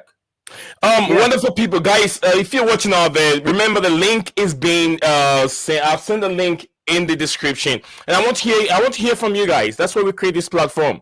It's for us to have a fun discussion, for you guys to have a chance on talk on this platform. We've opened our doors for everyone. So Neil, if you're there, whoever is watching live on this platform, click on the link and then join us here. Let us know your thoughts on it. He said Villa are sometimes unpredictable. They also draw to Ipswich. Ipswich are pulling some results somewhere. And can you imagine Ipswich first win that came in the Premier League came in the hands of Spezzy. Oh, Nice. I don't know if you were listening to it after the game, Talk Sport after the game, yeah? Yeah. They did like some Steven, sort hold of on. weird. Steven, did you pin the link? Did you pin it? No, The- I thought you were doing it. No. If you can, I'll do it again. Don't worry. Go for it. So, because I listen to Talk Sports, so probably I know what you're Yeah. talking about. So, Go for it, after Zoe. the games, like Yeah. they made like an edit of a song, like "Can I Get a Win Now?" And all this is ask Spurs or something, because Spurs gave Palace their first win of the season, they gave Ipswich their first win of the season as well, and it was like very. I think it was only within the space of like I think both games were since the last international break, weren't they? Right. So it makes it even funnier, bro. There's something beautiful about Spurs being so Spursy. I said before the game, I said, even if Chelsea were to have lost to Arsenal, I am still winding up every Spurs fan I know. Yeah?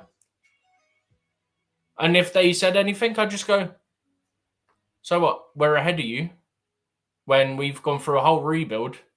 Yeah? You've got the same manager you had last year. You're below us. Yeah? You've invested. You can't use that as an excuse. And I just would have had like a long argument with them. Chelsea drew. I went, look, it's a great result. Arsenal been fighting for a title the last 2 years. You lot lost to a newly promoted Ipswich who hadn't had a win yet. So who actually had the worst result? Even if Chelsea had lost, who had the worst result? It was Spurs because they lost to a newly promoted team that hadn't had a win. You know what, Stephen? I'll be honest with you, bro. When it comes to Tottenham and Tottenham's fan base, bro, they're so easy to banter. Yeah. You know why it's so easy to banter them, bro? All you have to say, you don't even mention the results to them, bro. All you have to basically say is 2008. They'll never see it. They'll never see it. That's it. How many managers have you guys had since then, and you've not won a single trophy? Yeah, you won the Audi Cup, and then they sacked him. They won the Audi Cup after they won that 2008 trophy. I think it was a Carling Cup. I think it was. Yeah, it was against us. It was against us. Let me get this. That's made it annoying. Yeah, and the thing of all is, right? Okay, they don't go around celebrating the Audi Cup as a big, massive trophy. Oh, like thinking, oh my days, yeah, we won a trophy, the Audi Cup. Wow, man. Do you know what's ironic? You know, last year under Poch, when we won that Premier League Summer Series or whatever, yeah? Where? You see our players are lifting the trophy, they're like... Yeah. And then you see Spurs... Yeah. Man, we won the Premiership. Come on. I'm going to play this, guys, real quick. Let me know if you guys can hear it. Let me know if you can hear it, and I'll play this real quick. It's the same as celebrating a community show, bro. Can you hear this? No. I can't, bro. No, I can't. Can you hear that? No. No. No, you can't hear that? No. Nothing, bro. What are you trying to play? Playing. All right, let me share. I don't want to have it on video. Probably it could just audio, maybe. What are you trying to share? I'm playing Antonio Conte press conference. Why Tottenham Hotspur don't win anything? Oh, that's what I'm trying. And it's. Let me know if you can hear it. The man's passion. Can you hear it? No. Not yet. I remember that. You know what, bro? I remember that. He did it in the press conference as well. The funny thing is, the Spurs fans weren't even mad at him. They were like, well, she's not wrong. Levy has done this. Oh, my days, bro. It's true. He was getting, and I respect the Spurs fans for not going for Conte because they understand that Levy is the issue. And then afterwards, bro, he was getting called the wig merchant after that more. I don't know why a lot of the Spurs fans did back him on it. It's a bit weird. I'm playing that from the computer and it's not coming out. Weird. But yeah, a lot of the Spurs fans backed him on it because they know the reality is Daniel Levy screwed them. Levy sacked Jose Mourinho flipping 5 days before a final. Mad, isn't it? Just because he didn't want to pay him if he won it. That's literally what it was. But then you know what though? But I always look back on that. I always say we did more or less did the same thing to Jose, didn't we? When we reached the Champions League final in 2008, and Man United beat us. Had Jose stayed on, and rather than Avram Grant being the manager of that time, I think we would have won that even. But we didn't lose because of Avram Grant. We lost because No. We didn't. I mean, we the didn't. Drogba red card was BS, and then wasn't it something like he wouldn't let John Terry move it off Phil, of let the me know ice if you can on hear. the pitch, It was a famous one. John and then Terry he let slipped on Ronaldo it. do it. Can you hear it now? Yeah, what was that? I can't hear nothing, honestly. No. Can't hear anything? No. No. All right. I'll go back and then play. Probably play the video if it have to be that way. I'll put my head down. And the other thing I also want to say as well to the Arsenal fans, yeah, you know, they come at the Chelsea fans, right, yeah, about, oh yeah, you know, we're not ready, this and that. Man, these have had what? We've been in the wilderness since 2017 when we were still on the Premiership, right? Okay, they're what now? What we want in 2024? And they're still coming at Chelsea fans about, oh, we're not ready for a Premiership title. We're more superior. What title have you won in that time period, man? And I Wait, said who it said already that? before. Who said All that? these Arsenal fans, bro. They're still coming Bro, at the but Chelsea every fans. time they And I'm got knocked thinking, out of a cup last season, Champions League, Carabao Cup, FA Cup, we got bigger fish to fry, bro. but Steve, but you know what, bro? What my main point is even though we've been out in the wilderness since 2017, not winning a Premiership title, Still more what have they relevant than won? Arsenal. What have they won, bro? They've won nothing to even have a debate with us. And they think, oh, we're more this and we're more that. I'm thinking, well, what have you guys actually won? Oh, Number I'm so 2 bad. came home in that time period. Exactly, mate. Exactly. And like, All right. and what? Gone. Oh, I got a sorry, video ready. man. Let's play. Let's go for it. Let's go for it. Go for it. Antonio Conte speak. I don't know. Why Antonio Conte said why Tottenham Hotspur don't win anything? Why do they play that badly? They play like there's nothing at stake. Let's hear Conte. Conte, Why? go for it. I don't know, because they are used here. They're used here. Don't play for something important. Yeah. And they don't play. They don't want to play under pressure. They don't want to play under stress. Yeah, it's easy in this way. And Tottenham story is this: 20 years that there is the owner and never won something. But why? Only for the fault is only for the club or for every manager that stay here. And I have seen the manager that Tottenham had on the bench.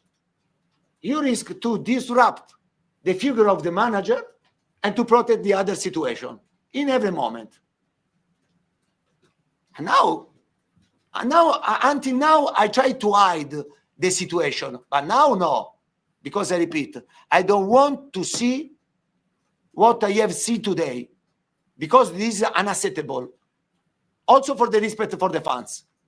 They follow us, pay the tickets, and to see the team another time, to have this type of performance, for me, I repeat, this is unacceptable. And we have to think a lot. We have to think a lot about this. The more and more I listen to that video, the more and more I just get cracked up. He was absolutely. That's the passion he has, man, bruv. That's the passion of him. Conte, This is why I can't. You got me. This is why I can't knock him, bro. This is why I can't knock him. I can't knock him because he came and done well at Chelsea, right? But he's right. He's right. This is what Tottenham do. They don't back the manager. Bro, Chiellini said it is the history of the Tottenham. Yeah. I can play Chiellini. Chiellini's, I'll bring that one out in a bit. So guys, keep your eyes on it. I'll find that one later in a bit when I get it. But it is the story of Tottenham Hotspur, DJ. It is a story. I listened to Jimmy O'Hara, and this guy, Jason Kande was like, Jimmy, you have to try and be a Chelsea fan because Tottenham Hotspur is not going to win anything until you die. You won't. He said it's should I play this thing back again? He said it's unacceptable. There's a manager for 20 years. They haven't won anything. The manager hasn't won anything. The owner. And how many managers have Tottenham Hotspur had since Daniel Levy? How many had them in the last 5 years? You have Jose Mourinho. He didn't win anything with Jose Mourinho. Yeah, he sacked Mourinho in the week of a final. A week of a final? Who does that? It's only Tottenham Hotspur. This is whiny. I'm not sure if you guys have heard that news about the Champions League finals. DJ, if you're going to tell us. That's what Tell us. Neo just said as well about the watches. And it was, who was it? I can't remember who came out and said it, but he said him, Harry Kane and Pochettino. Well, I think it was Lloris, right? Yeah. Said like him, Poch and Kane were like, this is unacceptable. Like, we can't accept this. And everyone else is like, well, we got to the final, lads. It just shows you. Like, do you know what? Yeah, I used to banter Kane. Yeah, I used to banter Kane because he hadn't won anything. But hearing that story, of him, Poch, and Kane, Lloris.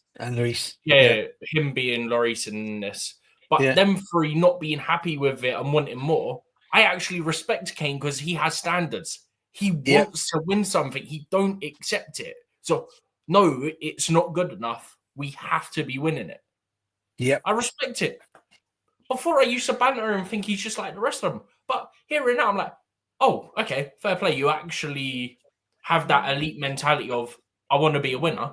My only issue is you stayed at Spurs for how many years? Yeah, exactly. But and the thing of all is, is come the end of the season, we all know what's going to happen. There's no way Son is sticking around there till in the summer, and there's no way Ndoggy's going to stay there either. If I was those two players, honestly, I would really seriously consider their options and come the summertime. I think they will do. For me, it's a conversation that has to be had, right? I think Son's got maybe 2 years left on his deal, maybe. He has something like that. He's 27 years old as well now. Something like that. Well, guys, let me know if you want to hear Chilili. Go for it. Go for it. All right, go for it. Let's just all right, guys, let's go for it. When you changed formation and the two goals came very quickly. Yeah, but Tottenham, it's the history of the Tottenham. They always created many chances and scored so much, but at the end they miss always something to arrive at the end. We believe in the history. I think when you changed formation, we believe in the history came very quickly. Yeah, but Tottenham, it's the history of the Tottenham. It's the history of the Tottenham. It's the history of the Tottenham. Created many chances and scored so much, but at the end they miss always something to arrive at the end. We believe in the history. I think I respect it. Even bro, you know it's bad when people outside your own country, whether they're professional footballers or not, know that you're Spursy. You know it's bad.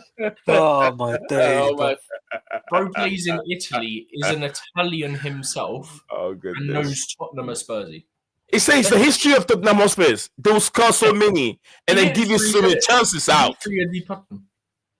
Oh my God. All right, Neil said, did you guys read the story about the Champions League? That's why I mentioned. Yeah, we did. Yeah. Lord Vipanisha, thank you very much for joining us on the show today. This is Chelsea title contenders. We are top 4 contenders. Change the title, Nee. No. You don't understand it. I'm glad you got something to talk about it. It's a debate. There's a question mark there. Can Chelsea challenge for the Champions League? I mean, for Premier League trophy. Can they? That was the question. If Arsenal are beneath Chelsea, why can't they? In Arsenal are deemed to be a club that will be winning the Champions League this season, and look at how they're struggling. So why can't Chelsea win it? Premier League. Sorry, Premier League. If Arsenal are tipped to win the Premier League, and they're underneath Chelsea, why can't Chelsea do it? That was why I put a question mark over there. I know it's a young team, therefore you're going to have that inconsistency in Chelsea, but Arsenal are not showing consistency either. They're parking the bus. They're struggling playing with. If one player is gone, it means it's out of the team. It means that they're going to struggle. They're playing Partey out of position. Partey is not a right back. It's not a left back player. And you're playing Partey as a left back. You're not going to get the best out of Partey. Partey is a defensive mid and plays attacking mid for his country and plays defensive mid for club. You get what I'm saying? So there's a chance, there's a possibility that Chelsea can challenge if Arsenal have been ticked to challenge the Premier League trophy. So that's why I've made that title that way. Can I quickly go off topic slightly? So sure, go for it. Matt Law said the FA are hold talks with Thomas Tuchel over whether or not he'll include an ethnic minority coach in his England staff. Okay, you know how people say that people do it just to meet a quota? Yeah? Yeah. Mhm. That's basically what the FA are asking him to do. Like, I get it, yeah, but the whole thing of someone said, like, the entire point of equality is that you're removing glass ceiling, not giving people an escalator. I don't get entirely what they mean by it. It's quite funny. But the thing is, yeah, I get it. You want equality and all that, yeah? But you shouldn't, the same way we say you shouldn't shoehorn players into positions on a football pitch that don't suit them, yeah? Right. Yeah. You shouldn't shoehorn someone into your staff just to look like, oh, we're diverse, we've got a black coach in with our staff and all this, when they might not even be the best coach you can get. It should be about having the best staff. And if you shouldn't be forced to meet a quota, right? You should to an extent, but it shouldn't be a thing of you absolutely 100% must. It should be more like the way you might not fully, even though you watch NFL, you might not fully understand what I mean. So for head coach, offensive coordinator, defensive coordinator, and general manager, yeah, they got a thing called the Rooney Rule.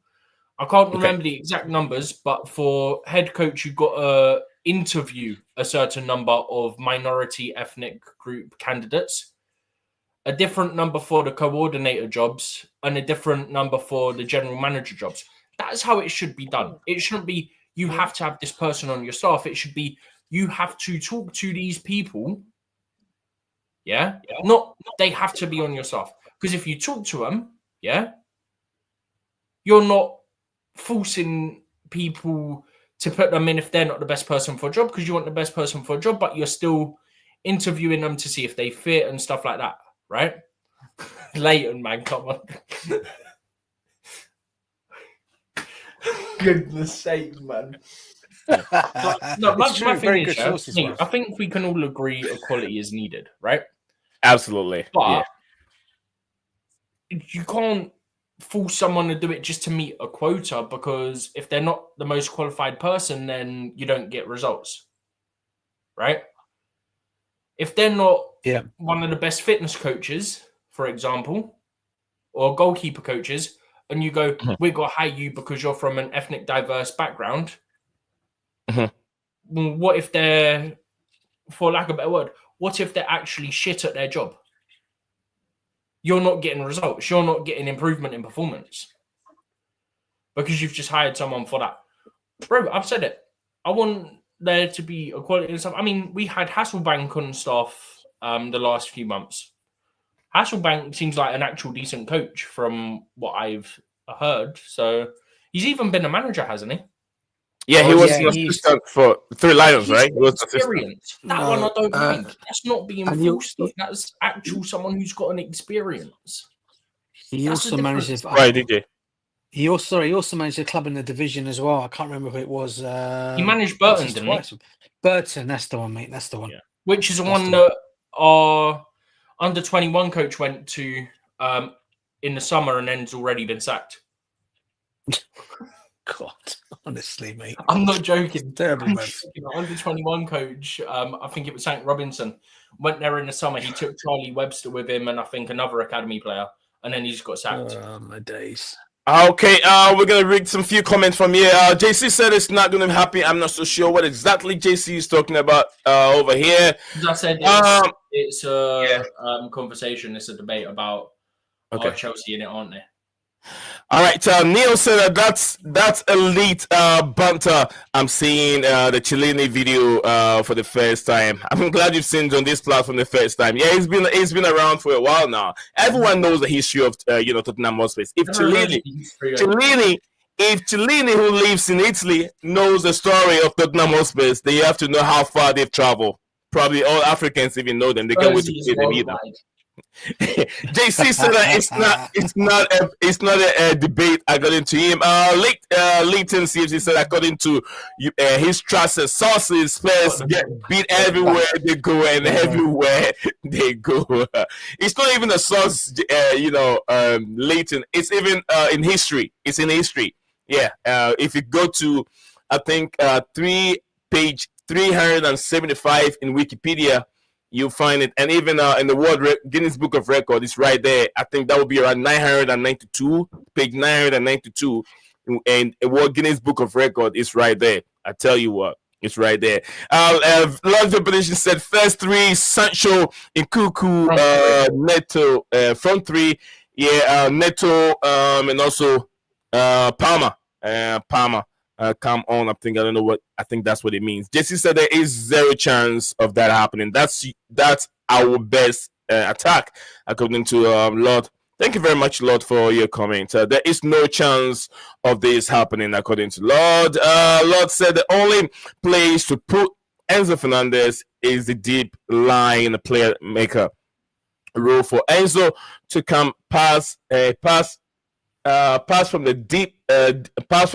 Lavia can play 8 and sees same with Casado, according to you, DJ. Anything want to say regarding to this formation where JC said would never happen? Lord said it's never going to happen. But can we see Enzo Fernandez? Can we see Enzo Fernandez, Casado, and Lavia playing in a starting lineup? Yeah, I don't see why we can't see it.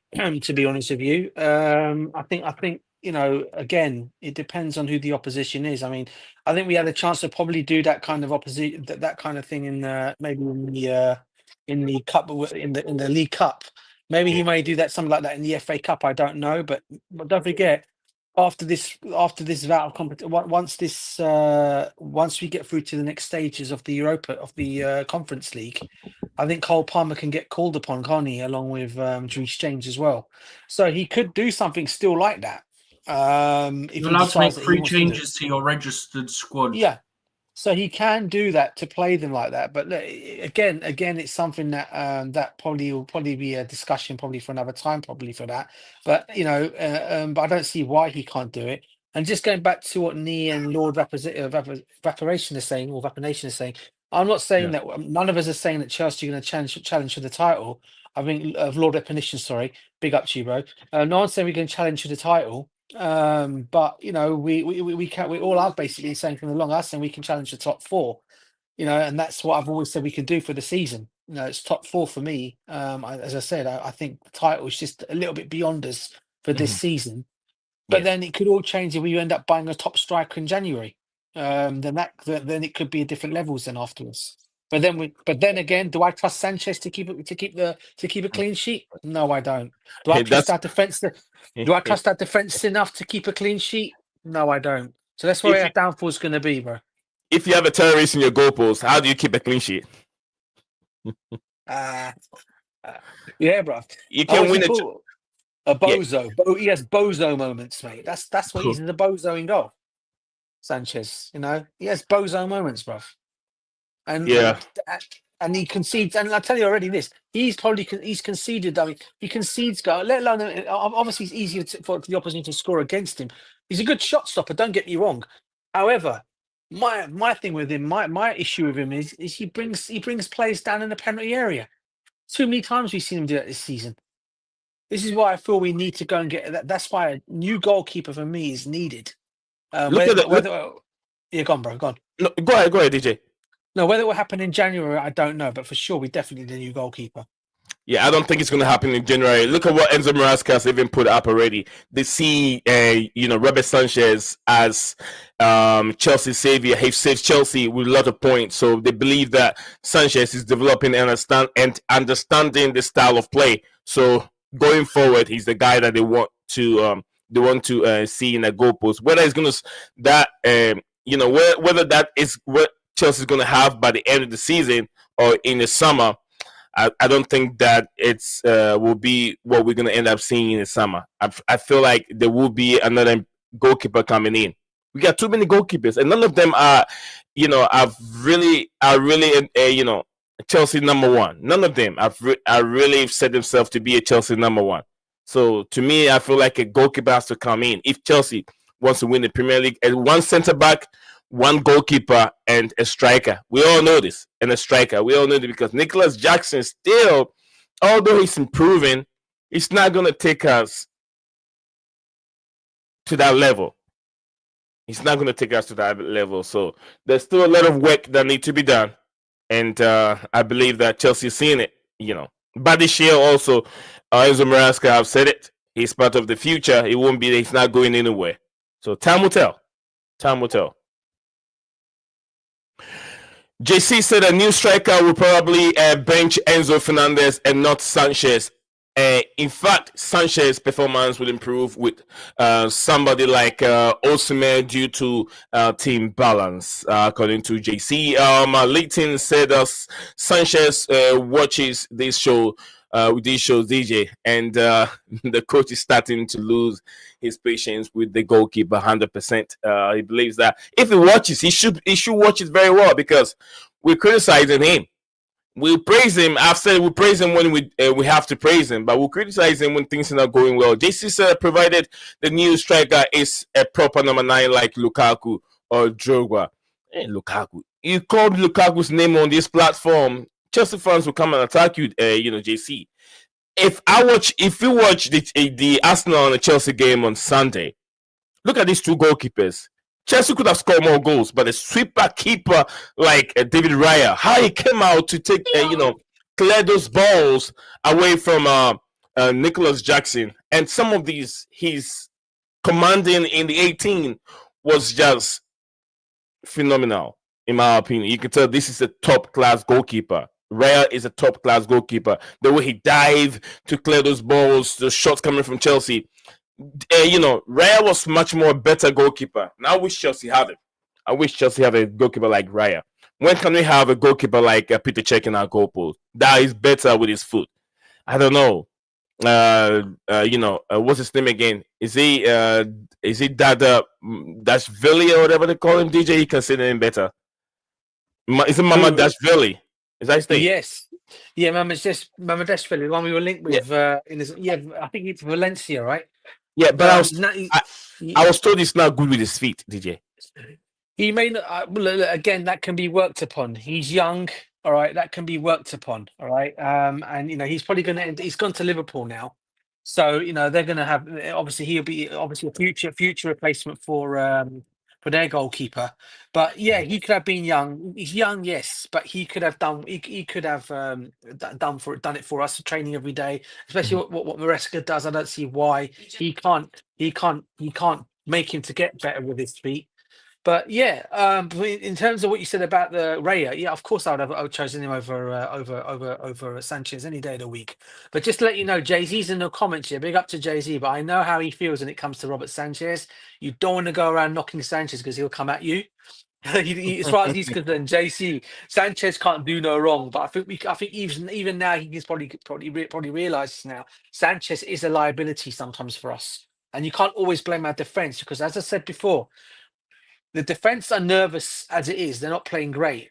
They're nervous as well. And what that happens is when they're looking at the back of them, they're thinking they've got a nervous goalkeeper there. So either way, mistakes are gonna happen because they can't trust their goalkeeper to pass back to him because they're worried he's gonna fluff it up. I agree. Rather than kick it into Rosette, he'll go and kick it outfield and find one of the outfield players of the opposition team. All right, and then what happens is they start an attack and then score a goal. Or he'll commit a foul afterwards. So this is what I'm trying to say. While he's there in goal, and as I said, I don't have no hate towards the guy.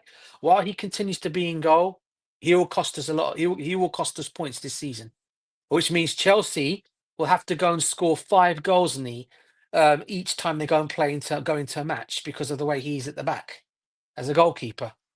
Rather than killing off a game 1-0, 2-0, 3-0 sometimes. But because of our goalkeeper having his bozo moments, it's 9 out of 10 times he's going to concede a goal or do something. I mean, to be able to win a title in the Premier League title, you need to have trust in your goalkeepers. We've done that. Peter Cech have trust in his defense. Defense also have so much trust in Peter Cech. They know Peter Cech can do it. This free kick, they don't have to do much. Just block the ball. Anything else, Peter Cech will stop it. So for our defenders to be better, they have to trust, the goalie. With Sanchez, you can trust him. His passes are sometimes very awful. And the only reason why I went very low on Sanchez beginning of the season is he's being forced to do something that he's not capable of doing. Yep. Agreed. And you're talking about Czech. They also had Carlo Cudicini who could step in when Czech was injured or whatever, right? Another goalkeeper that's reliable. All right. Will So it- go on, bro. Go on. I was going to say, Willie Caballero is even better than Sanchez. Way better than Sanchez. 100. And he's our goalkeeping. He's part of the coaching staff now, isn't he? Alongside Yeah, Maresca. I'll plead with him if he can go back in the goalpost. Probably help us better than having that, hairline losing Sanchez. So actually ask what's his name to come out of retirement to go and play. Must be in desperate measures, man. That's Hey guys, that's just what we quick, are. right? Yeah, go on, Steven. So Go on.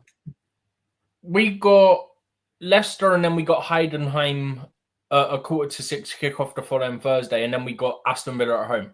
Yeah.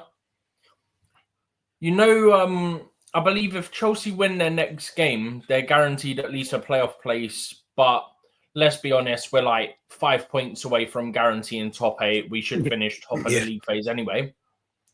Yeah. Chelsea do that.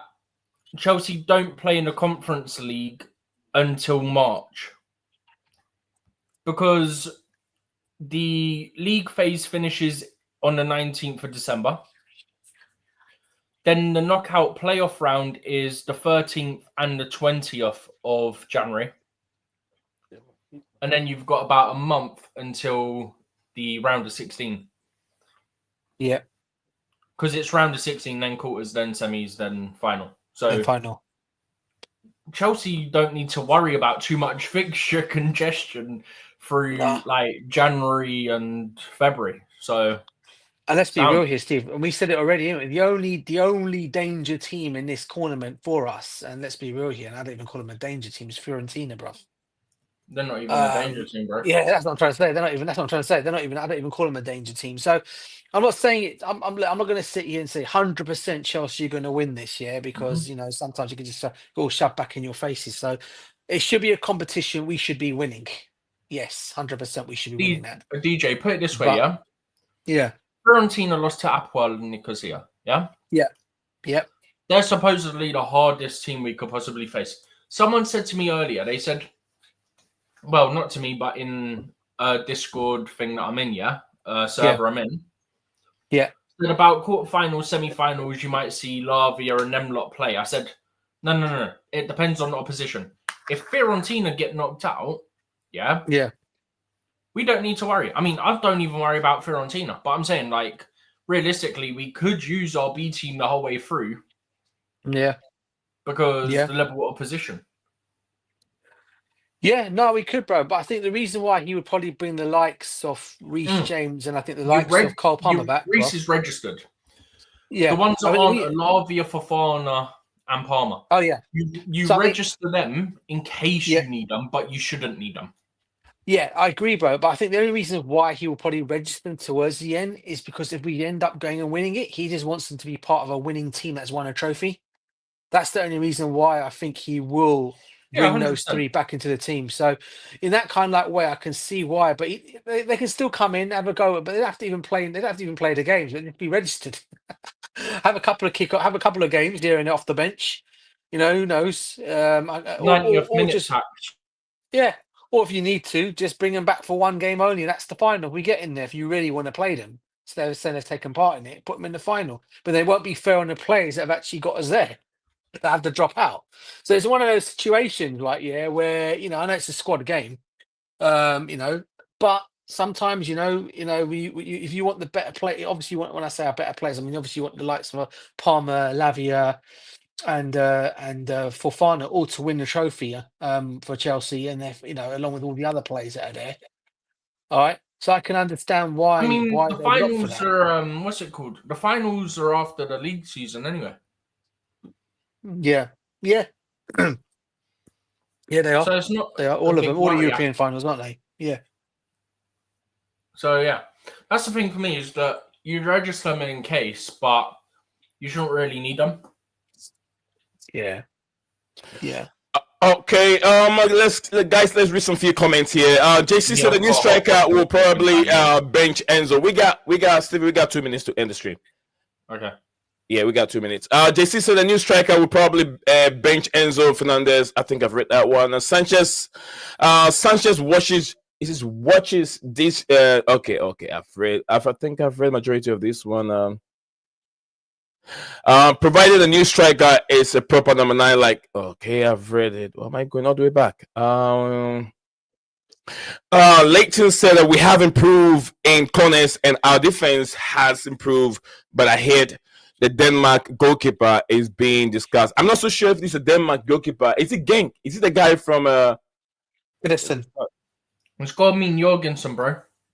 Yeah, this guy. He's like Jorgensen. No. Oh, him, yeah.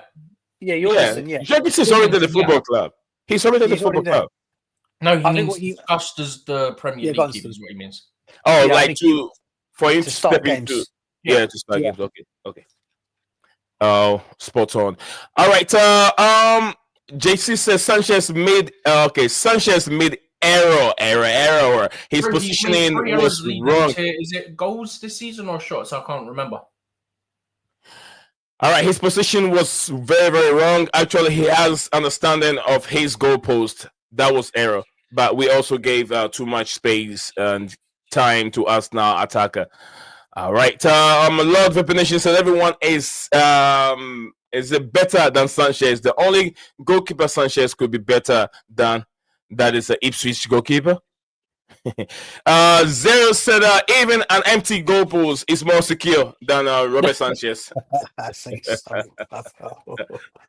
you guys big up to the comments, mate. Bro, me on crutches would be more secure in goal than Sanchez. All right, guys, it's been a long, very, very interesting, long stream. 2 hours now. We literally, I said 2 minutes or 2 minutes. We are on the spot. 2 minutes.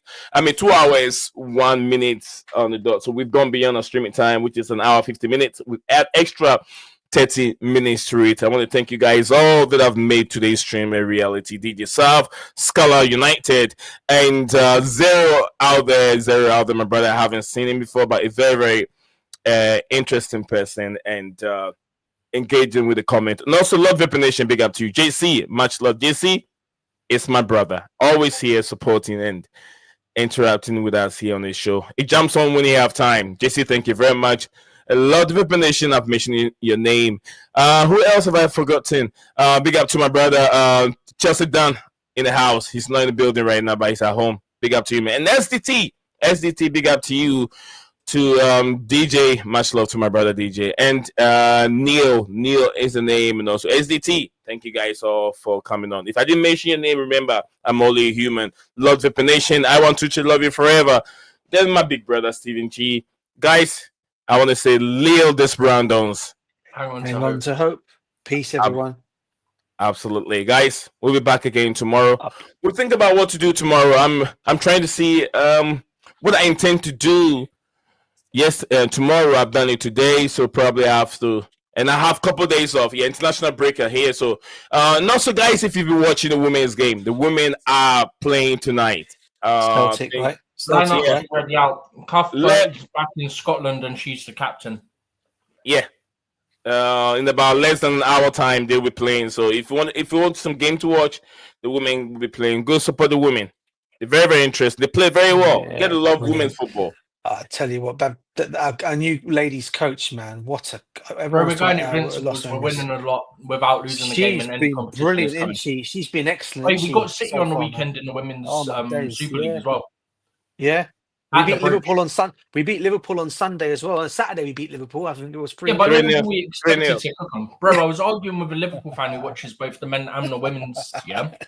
And they went, "Oh yeah, we'll beat you. We beat you the last 2 times at our stadium." I went, "Yeah, that's all well and good, but have you seen us? Have you seen us?" Right now, the team to beat is City. The team to beat right now in the Premier League is City. No, it isn't. Well, the Women's Super League isn't. What are you on about? In the Women's Super League, yeah. Chelsea haven't lost the game. Chelsea played one less game, 1 point behind them. No, I'm saying the team to be beating, the team that will be challenging Chelsea is Man City. Oh, yeah. But the actual team to beat is Chelsea. Yeah, yeah. Chelsea can beat themselves. Chelsea can beat itself. I'm talking about You say that, but City can't beat themselves. No, I'm talking about Chelsea. The team for Chelsea to beat will be City because they're the one challenging. They're the only team that can challenge Chelsea right now. Arsenal are ups and downs. They pick up some momentum, winning about 5 games in the Champions League. I think 2 days ago.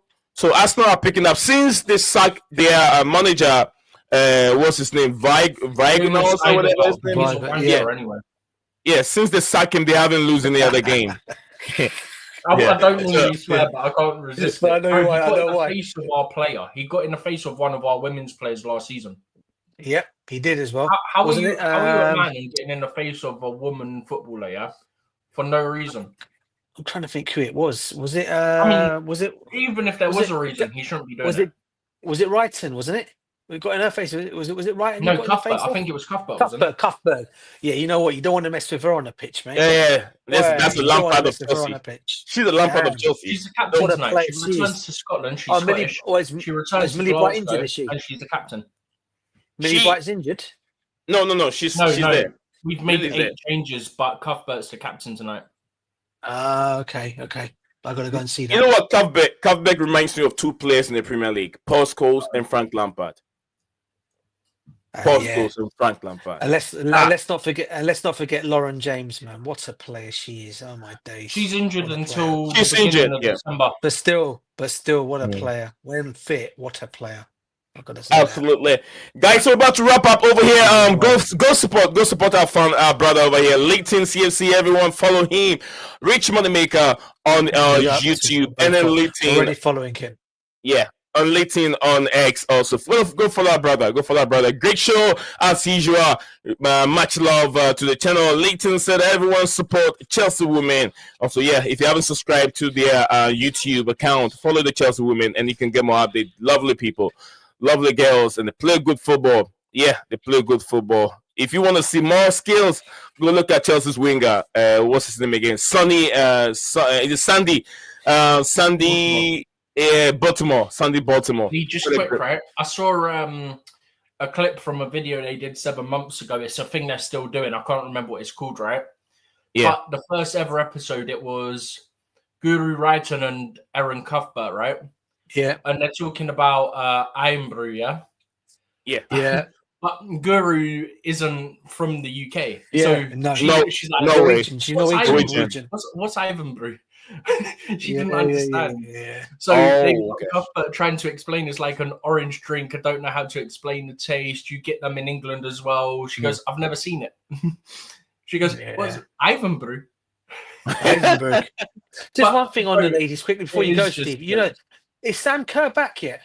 No. She's probably got to be back the early part of next year, I would imagine. God, can you imagine her when she comes out? Well, strikers we've got already there scoring goals. Her, when you've got Lauren James on her way back, you've got Aggie Beaver Jones, you've got Mayra Ramirez as well. It's ridiculous. How many? But apparently, favourites for the title. When Manchester United, Manchester City, Arsenal thinking, MH is going, things are going to be easy for them. Then they brought in another woman who've won the Champions League back-to-back like 3 times with Olympic Lyon. Sonia Bompasta. It's like, what the hell? And it was Emma Haynes' recommendation as well for her. Do you know that? Yeah. I'm glad they asked her for her opinion as well, which was even better. Right. Emma came down and she went to meet her and then they took a picture. But good job. Emma did a great job. I mean, 10 years at Chelsea Football Club. What else do you expect? Nah, she's a legend. Yeah. Again, another manager, mate. One last thing, right? You know, we signed Lucy Bronson in the summer. How many last things are you going to have? No, this is literally last thing because you're on about this, right? Yeah, go for it. So, I think it was with England. Lucy Bronze got asked about joining Chelsea in the summer and all that, yeah? And she said, like, she knew her contract was expiring with Barca and that she was leaving. She didn't know where. Then they played the Champions League final against Lyon. Okay. And obviously Sonia Bompasta, it was already known, was going to be Chelsea manager. And Lucy Bronze had played under her at Lyon. And she said, why don't you come with me? Why don't you come to Chelsea with me? And that's when the deal got wrapped up. Literally. After the Champions League final, Women's Champions League final, she said, why don't you come with me to Chelsea and join me? And that's how it was done. Wow. Did it pull? That's Paul for you, isn't it? But if you've played Proper. under them as well, you know what to expect, and it And makes she's it a easier former- because you've got the connection. And she's a former player, by the way. Excellent left back in her time, by the way. And then her assistant was a former player as well. Yeah. Her assistant, I'm not joking. No, this her comment assistant, made me. they had Hannah Hampton ping the ball to him at the end of training. I think it was a few weeks ago, yeah? And you know when you're a kid, you have someone ping the ball and cushion it into the bag for the balls, yeah? Yeah. They got one past her and her assistant. I always forget her assistant's name. To do that, Yeah, I know who you're talking about. Pastor took a few touches. Her assistant just went back, cushioned it straight in. Yeah, mate.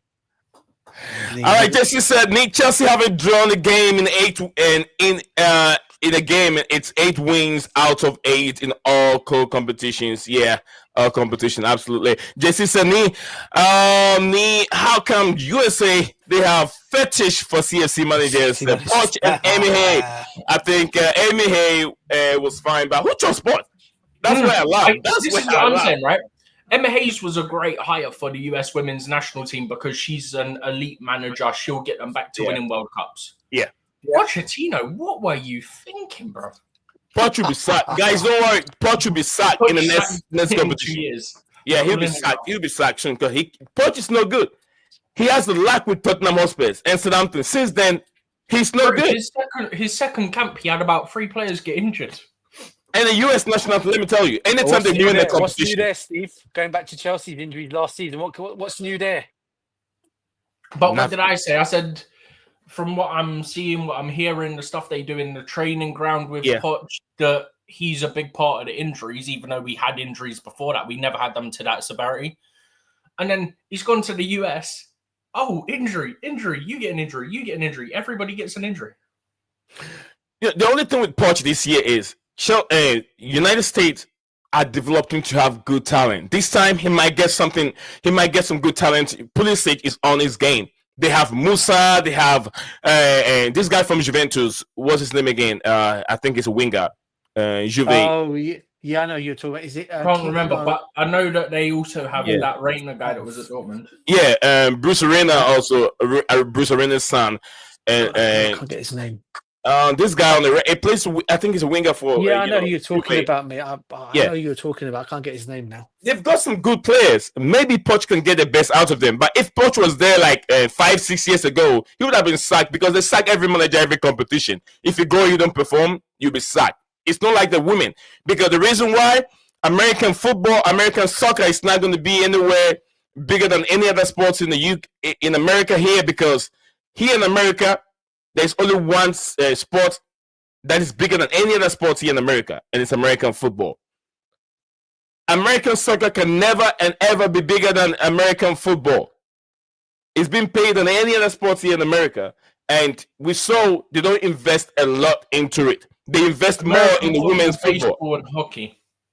Yeah, they invest more into the women's football than the men's soccer. So it's never gonna get that attraction that the fans want. But they don't pay anywhere close to what they pay in England. Anyway. All right, guys, thank you very much. I'll say DJ, thank you, Steven G. Bro. Always thank you very much. Thank you.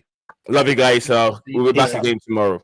Have a good night. Take care, guys. You too. And thank you guys, all the viewers, anyone that spent his time over here. Thank you.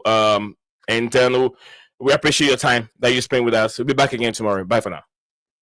You are a winner. Stand tall, be proud. In the face of doubt, you shout it loud. Feel the strength, let it in. With every step, you're gonna win. You are a winner, feel no pain. You are a winner, feel no pain. Yeah, I woke up feeling like a champion.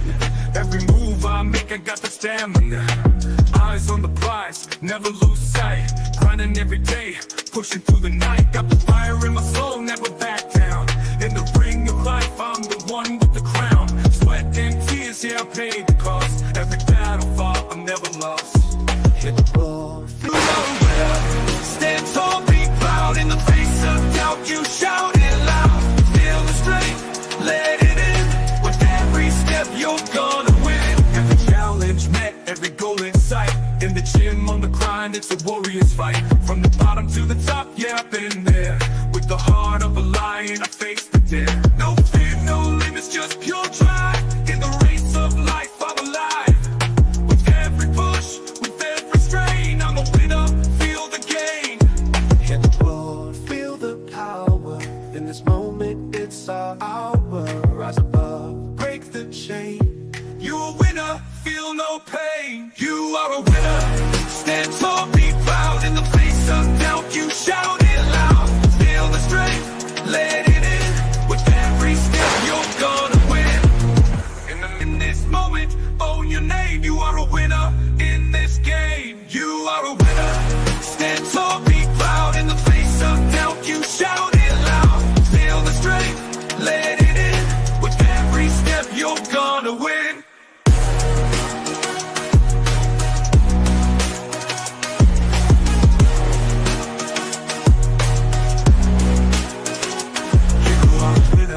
Stand tall, in the gym on the grind, it's a warrior's fight. From the bottom to the top, yeah, I've been there.